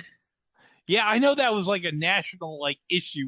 It was national story. It was a national story for us up here in Canada because it affected the team of Jamie Salé and David Peltier. And I didn't even realize this when I looked at Wikipedia about this. Like the commentary on the CBC side was Chris Cuthbert doing it. Yep. Wow. Now, for those of you who don't know who Chris Cuthbert is, he would be best known to me at least as Alyssa Cuthbert's dad. Because 24 would have just started up and she would have been on it at this time. Yeah. And obviously way before she dated people like Sean Avery and the like. Mm-hmm. And also, I'm not sure if it's this match or the next match, but Disco makes a reference to George O'Leary. Now, Dane, you do not know who George O'Leary was. Didn't know until the pre-show talk. Yeah. So George O'Leary was the head football coach at Georgia Tech, and he had just gotten hired as the head football coach at Notre Dame. But there was some controversy after he got hired because someone found some inaccuracies with his bio because he claimed to have played football at the University of New Hampshire, but he had never played one game. And also, there was an inaccuracy because he claimed to get his master's degree from NYU Stony Brook University, which actually is not true. There's no NYU Stony Brook University. He had actually just pulled two universities together, pulled NYU and Stony Brook University as one university, and it was revealed that he had only taken 2 courses at Stony Brook University and never graduated at all. And he had to resign before coaching a game. But actually, there is some good news, Dane, because he went on to become the coach at University of Central Florida, and he actually had an undefeated season, I think, in 2013, he went 12-1 with the UCF Knights and won the Fiesta Bowl with future Jacksonville Jaguar Blake Bortles as his quarterback. Never thought you'd get a Blake Bortles reference on this podcast. No. And now we get our hardcore little person match. Oh yes. And you know what? I kind of dug in this weird way. I kind of dug Puppet's promo beforehand, like as a kind of like a self-hating little person who hates all the other little people, so he's gonna all the little people so he can be the only one or something along those lines. Does he think he's like the Highlander of little people? So I think that's what his gimmick is. He's the Highlander of little people. There can only be one little person. Where's Christopher Lambert when we need him? Or whoever was in the TV series, I forget. You think I would know since that was on like all the time on USA Network. Oh, wait a minute. Now they brought it up. I just remembered that freaking Edge was in that one Highlander movie. Yes, it was in the crap one that was like with actually who was the Highlander in the TV series? Adrian Paul with Christopher Lambert. And Yeah. they actually make a reference to his ring name, like, you lost your edge there. Yeah. Could you imagine if they had just had the foresight and say, cope on that? Cope with it, man. Oh, that is still the stupidest thing ever. I mean, no disrespect to Adam Copeland, okay? I have a lot of respect for his career. I have a lot of respect for him as a wrestler, but it's like, that's not really the best. It's like you kind of went to, I mean, yeah, I understand that his career was kind of cut short because of the injuries and stuff like that. And then now he wants to go out on his own terms instead of being forced out. But this run in the AEW has really damaged his legacy, in my opinion. His last match in the WWE with Sheamus there, I thought that would have been a decent send-off for him. I thought the stuff with Christian early on was good, but it's like, yeah, the stuff that has been, okay, let me put it in sports terms. It's like when George Seifert became the coach of the Carolina Panthers and they went 1-15 his last year. Yeah. That's basically what this is the pro wrestling equivalent of. And if you get that reference, congratulations. But now back to the little people and some very disturbing commentary from Mark Madden and Disco Inferno in this match. Oh, God, it was so fucking terrible. Now we just read what Scott says. T.O. puts a trash can over Mr. Killer's head and cheers it. He goes up and splashes the can while Disco cheers for death. It should be noted that the commentary is being piped through the PA, so Madden fires off one-liners that crack up the crowd while these poor guys are killing each other. That was even the worst part about it, was the fact that Mark Madden said something like, "Oh, we're not gonna need a body bag, we need like a Ziploc bag," and then you can hear a few chuckles from the crowd, like they're out there putting their lives at risk here for your, and then you got fat ass Mark Madden making cracks at it, and WLC this ain't. No, at least WLC was gold. Yeah. Everybody, I mean, they had a mini announce table for WLC. They had a mini JBL, for God's sake. Admittedly, the one-liners are pretty funny, but there's a time and place. They head into the ring where T.O. leg drops Puppet onto a chair. Puppet gets a power slam for 2 as Madden questions the ethics of putting a slogan like, "Bloody little people on your shirt when there's no blood." I question the ethics of putting wrestling in your promotion's name when there's no wrestling. Puppet gets a jackhammer for 2. Madden's one-liners, quote unquote, "If they both die and we need to cremate someone, I've got a lighter." God. Yeah, they keep disrupting the flow of the match, says Scott. What was wrestling thinking? Yeah, this is our what was wrestling thinking moment of the night for Paul Scrivens. Dear God. Puppet gets a side slam for 2. Puppet gets a reverse lining tamer, which looks cool and painful until Madden gets an effort choke and ruins the effect. T.O. comes back but gets powerbomb for 2. Puppet sets up a trash can, but of course it hits himself. I'm guessing that's what it says. It doesn't say hits for Scott. I don't know. It's bad grammar here. Or maybe Scott forgot to correct something. T.O. misses a swanton, but they head out, where Puppet finds a bag of tacks, and then lives up to his nickname, the second part of it, by DDTing T.O. onto the tacks for the pin at 7 minutes. They tried, but Madden killed them. I don't rate little people matches anyway. 25 hot pokers up poor Ash's ass, and one for each joke for disrespecting the hard work of your talent. Yeah, that, like I said, that was. I mean, the only other thing I've known Puppet about was also from that one promo in TNA when in the trash can, and seeing him actually work. It's like, I get it. Yeah, everything from Madden and Disco was just bleh. But wait. Oh, I hear a siren, Dane. Oh yes, and about 6 sirens also come out too. The 6 lovely ladies that accompanied Scott Steiner are waiting for the big bad booty daddy to come out. Oh, the big bad booty daddy, huh? Yeah. And Scott is just beating up on the little people. And yeah. He cuts like a promo. I don't remember what he said in the promo, but it's Scott Steiner with a live mic. I mean, come on. Give me the fucking mic. Give me the effing mic. Mike.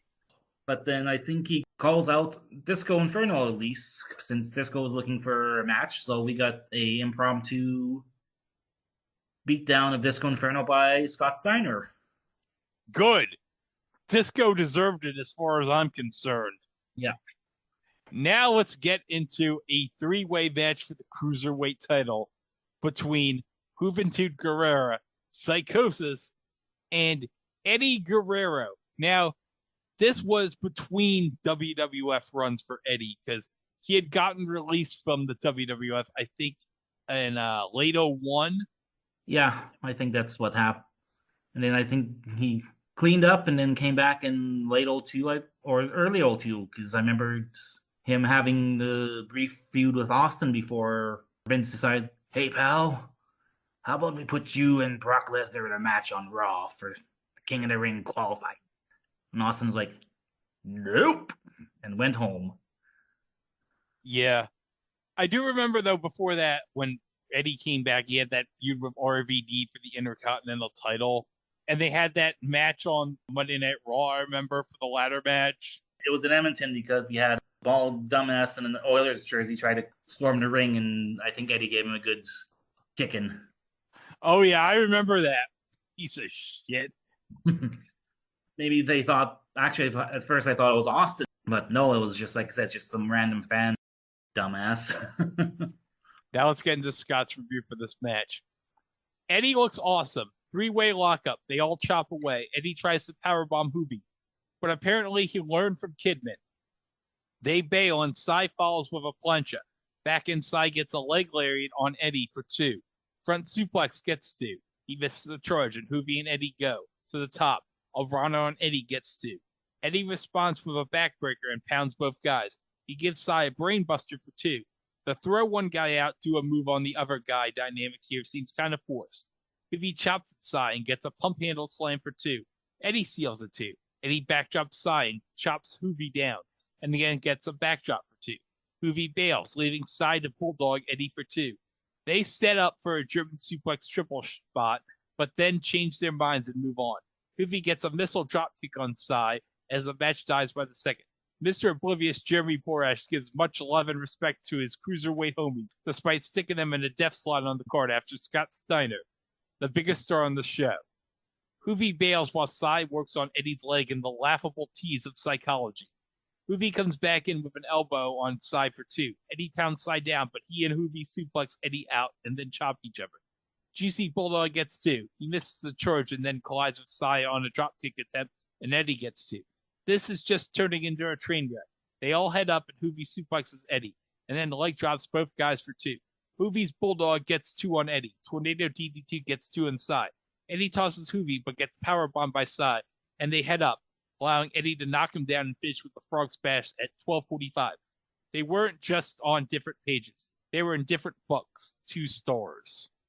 Yeah, it was, I mean, you can still, like, Eddie was just miles above both Hoovy and Psychosis, even though they've all kind of have this similar pedigrees and stuff. But yeah, that was just miles ahead. It almost felt like Eddie wasn't really bringing them up, but they were kind of dragging him down. It's almost reminded me of the match that he had at One Night Stand with He Who Should Not Be Named. Oh, I forgot about that. It was just really, you're expecting like something phenomenal from three great workers, and then it just, meh. So Eddie cuts a promo about his issues, and then guess who comes out, Dane?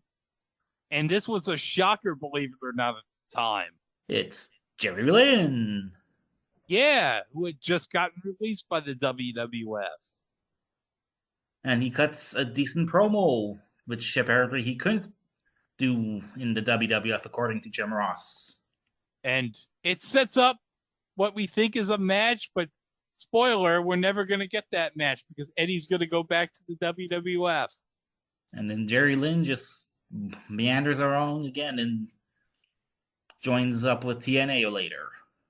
I mean, he does become part of the first tag team champions in TNA with AJ. Yeah. I think if we ever do that second TNA pay-per-view, we got to cover that 4-way X Division match. Because I watched that like on TNA Plus like maybe about a year ago. Yeah. And holy crap, that match is great.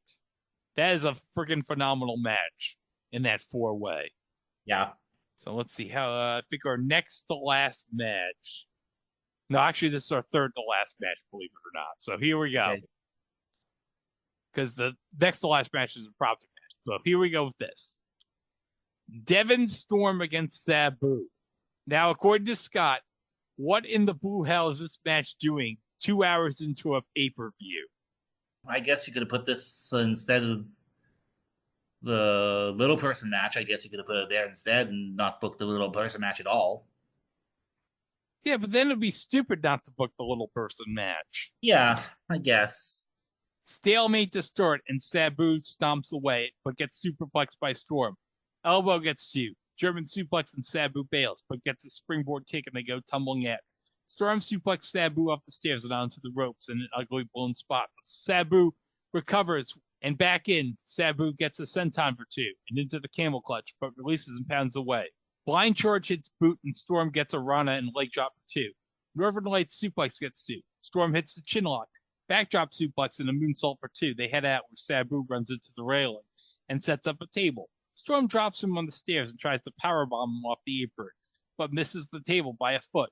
Gee, another bone spot in a Sabu match. I'm shocked. Back in, Sabu leg drops him and gets a chair, setting up Air Sabu for 2. Triple jump moonsault gets 2. Storm fights back with a DVD on the chair for 2. Splash gets 2. At this point, most sane people would realize that their collective moveset is exhausted and call an end to this match.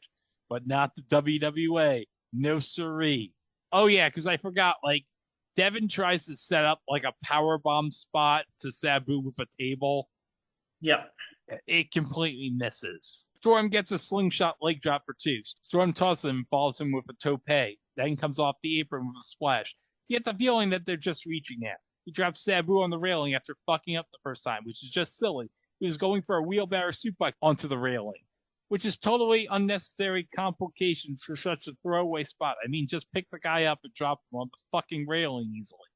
He sets him up on a pair of chairs back at the ring. Sabu reverses a power-up attempt onto them, suplex Storm onto the chairs, and then gets an Arabian facebuster.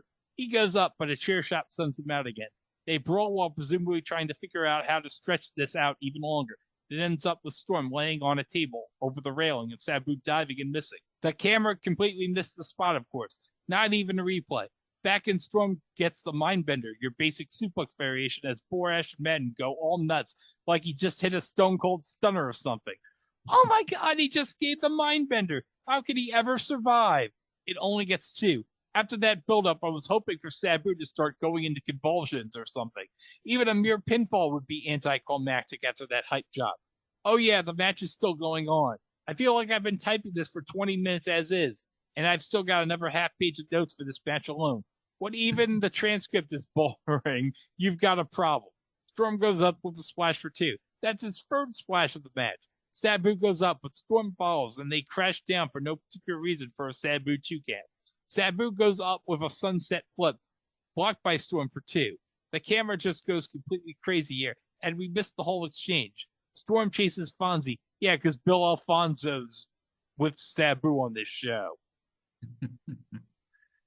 Back in, Moonsault gets 2 for Sabu. Madden gets his one insightful comment on the show, noting that this match is longer than Vietnam. I will give Mark Madden a lot of props for that comment. Yeah. That was very accurate by Mark. Because different people here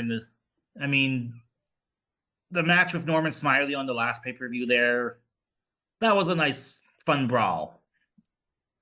Because now we're dealing with Sabu, and Sabu needs to get in all his stuff. Is this why we're getting dragged into this war of attrition? Probably. I mean, with Norman, he knows how to work a match. You know, you're going to get your comedy spots with Norman. The crowd's going to be entertained, and that's going to make for a much better match. With Sabu, it's like, he's like trying to do like the same shit from like 1996, 97 ECW. Yeah. And it just doesn't work now. No. Oh, you're not going to believe this, Dane. Fonzie tried to hit Devon Storm, but he hit Sabu by mistake with a chair. Oh, no. Oh, no. And that ends the match at 20:38 as Devon Storm gets the pin. Yes. And Devon Storm tries to walk away, and then we get Sabu coming after him again and continuing to brawl to the back.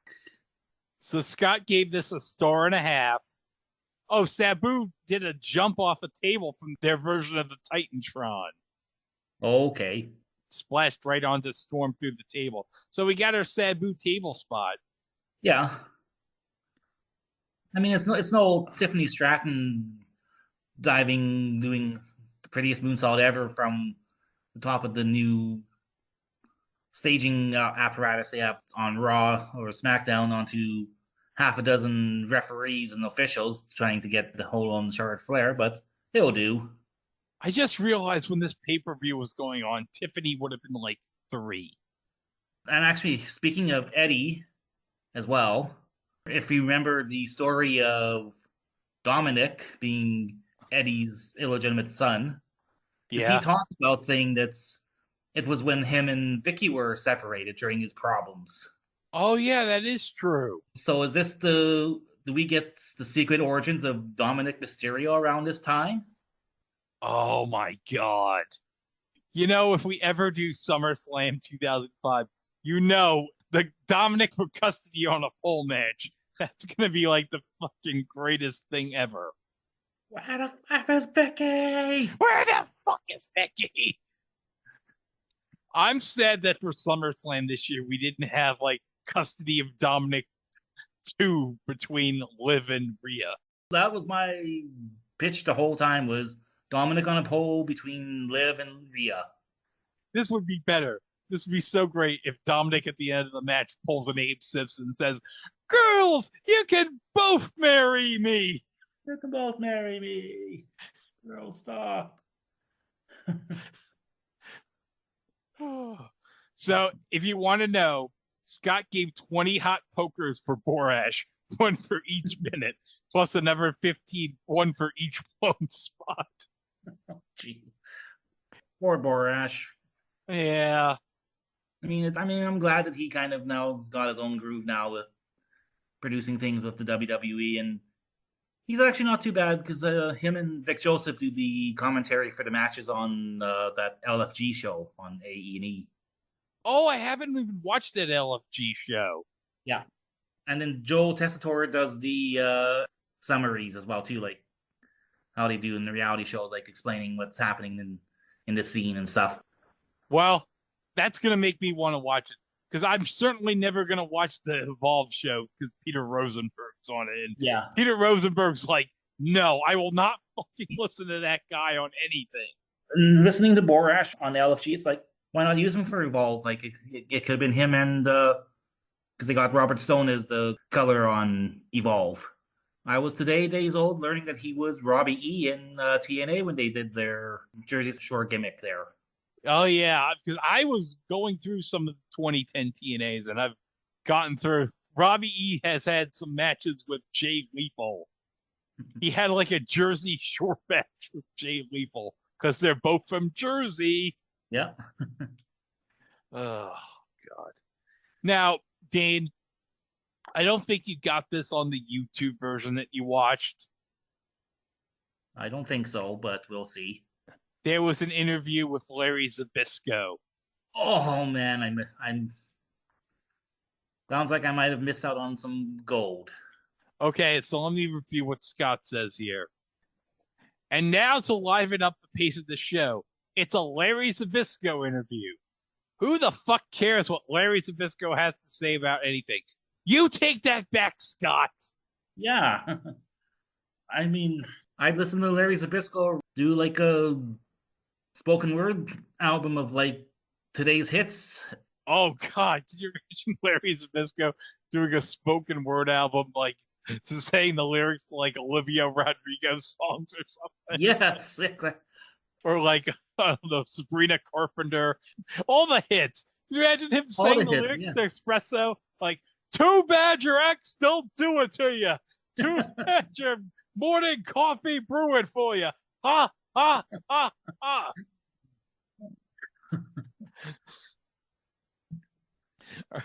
Larry takes us back very slowly to the days of the WWF 30 years ago, and then moves on to bitching about Vince McMahon Jr., who even calls him that anymore, and reveals how Vince wanted to be a wrestler, but his dad wouldn't let him. I wish Larry's dad had the same forethought. So anyway, 20 years ago, he and Vince Jr. had a falling out, and he's still upset about it. So he calls out Vince for a match, and then insults Jericho because he's too short to be world champion. Yeah, I think Larry had a bug up his butt at this time because if you remember, Jericho was calling himself a living legend. Oh, he's yes. Undisputed champ. Yep. And then Scott says, yeah, well, at least he didn't try to hold up the WWF for a payoff before one of the biggest shows in history and the only main event he'll ever see.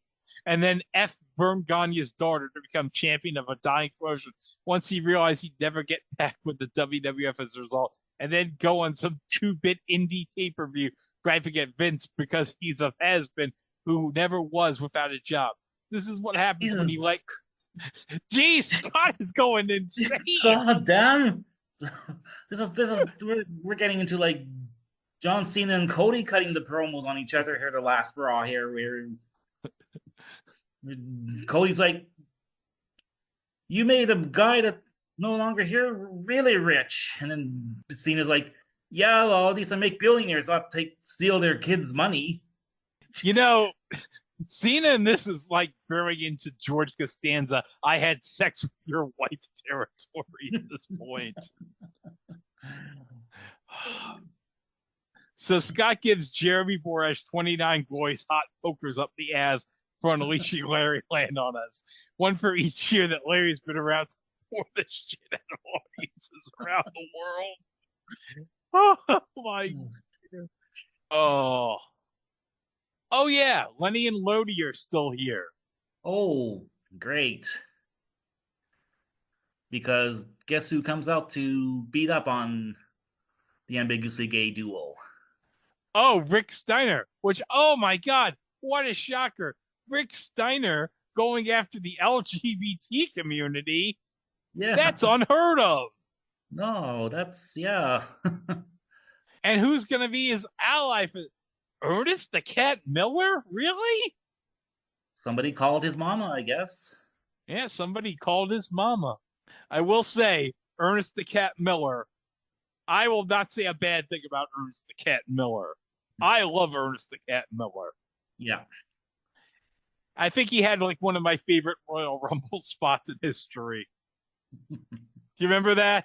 I think so, yes. I think that was like 04 Rumble. Yeah.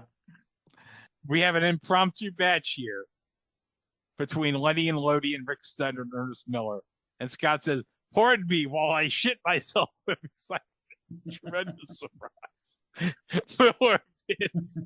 Lenny after a big kick in 58 seconds. It's called planning your time, guys. And that means not giving Sabu 20 minutes and not letting Larry talk for 15. Done. Miller goes after Madden for some reason after the match. Which, good.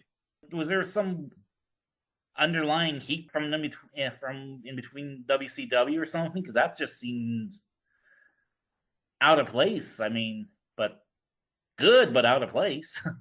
Yeah. So Scott gave 10 hot pokers because he's still able to do commentary for the main event.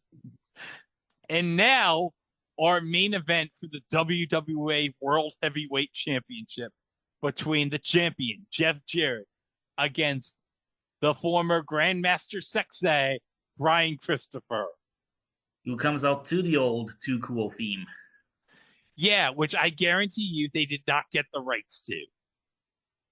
And unfortunately, Jarrett still hasn't found someone to compose My World. My world, my world, my world. Scott gave 5 pokers for stealing the work of others, with Brian getting the Too Cool music. Oh, yeah, and then Brian cuts a promo about how Jarrett not only sucks, he swallows. Swallows, and he knows. That means you either had him suck you or you've seen him suck someone and, he swallows. Well, he probably knows Dane because obviously Memphis. Yeah.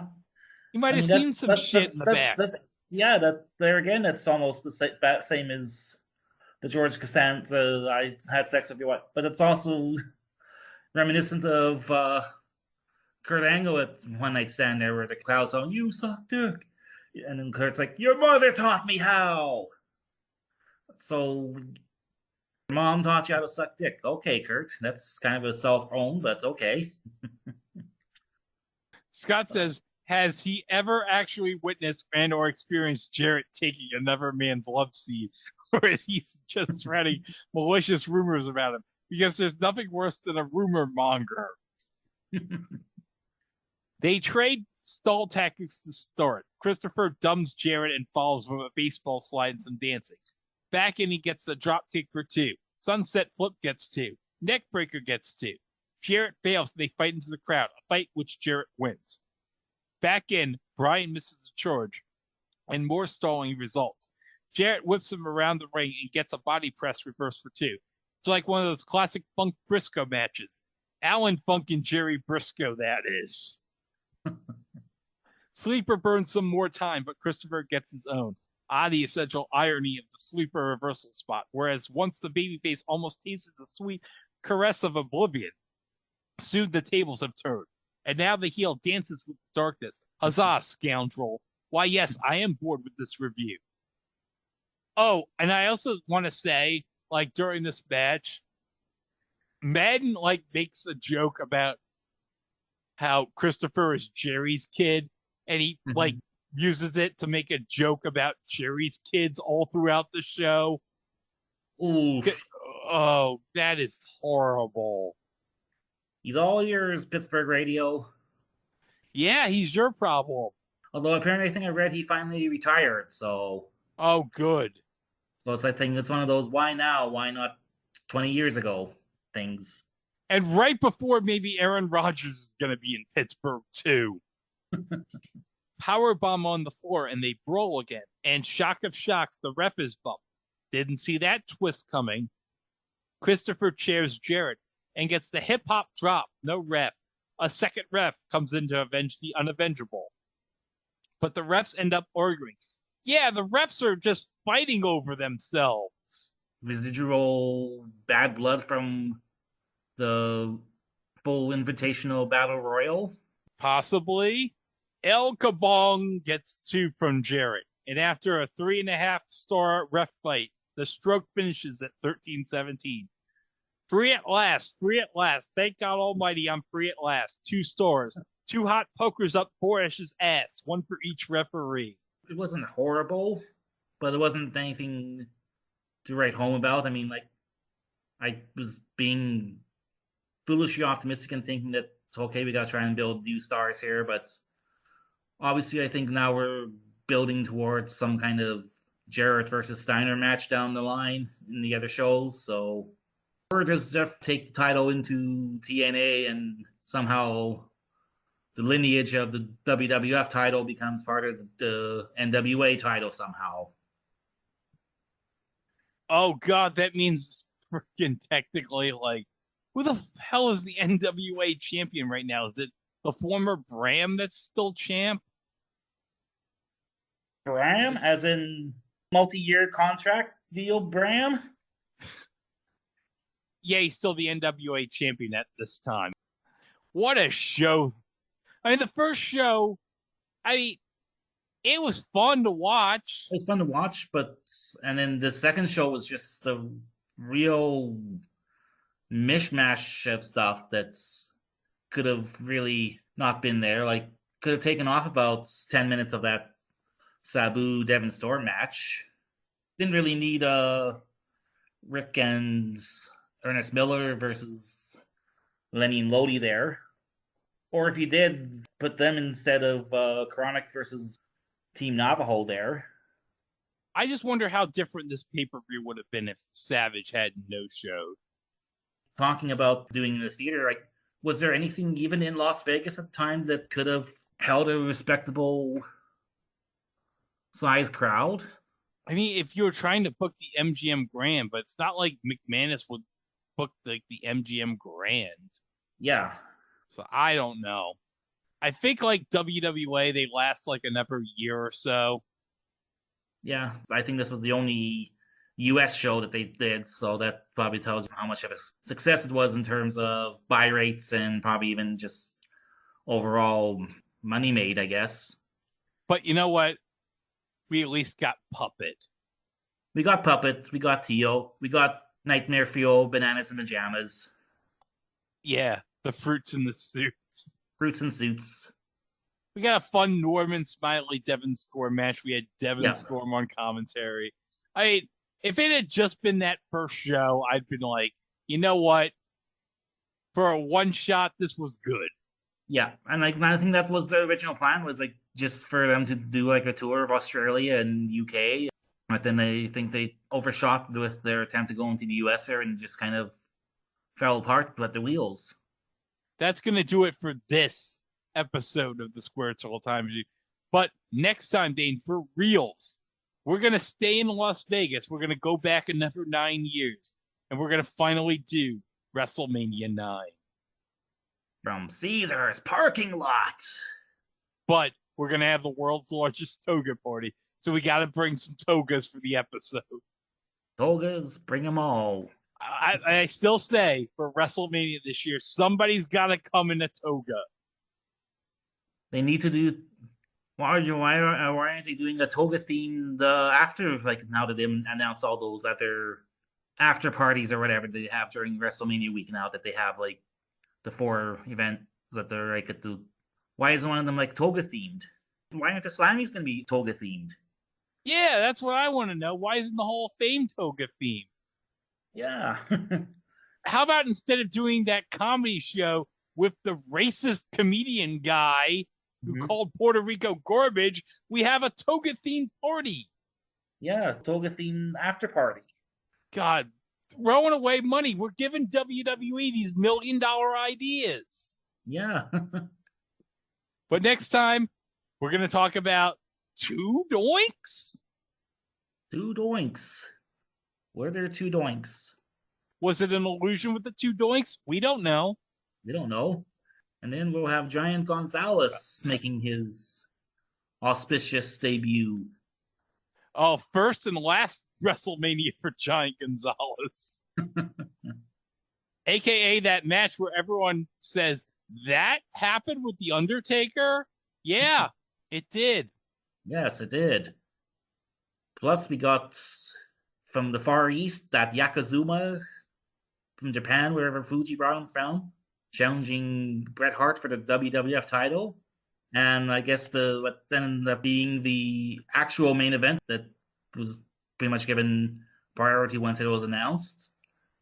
The WWF Tag Team titles are up as Money Inc. defends against the newly formed team of the Mega Maniacs of Brutus Beefcake and the Hulkster.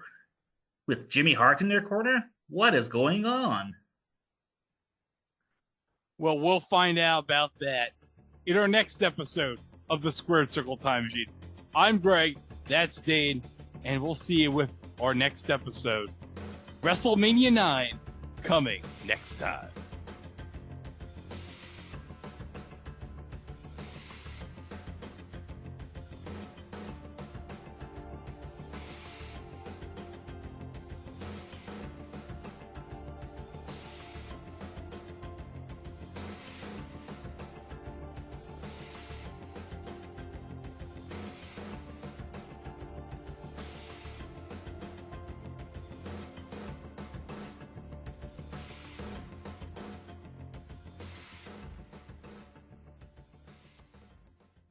building the evil architect. And like he would tell us, you know, he had the taglines, you know, I've got the foundation for success. You know, I have the plans to succeed. He's in the ring. He's got like a tape measure. He's measuring like the ring. Like he's doing like the physical ring, he's the doing turnbuckles, the ropes. You're showing quick edits. He's got a T he's square. Got T squared. Yes, he's analyzing the ring. We show a shot of an empty locker area, and after 30 seconds, coming soon, the Invisible Man. What's the alien invasion? The alien invasion. You make it sound like so. You say that so like you know. Matter like of fact. I have to be really crazy to even like come up with something like that. Mike Tenay is watching, and two antennae pop out of his head like a Martian. Okay, they are coming to take over, not Earth. They're coming to take over World Championship Wrestling. Right. Okay, because you can't, you know, they have to have the priorities straight. These Martians. These are some of the Martians. Okay. Chris Benoit. Well. Okay, he's a Martian. That would explain a lot. Okay. Lance Storm is also a Martian. Everybody is like chuckling and laughing, except for Terry Taylor, who is smoke is coming out of his ears. Okay, but very well dressed. He's always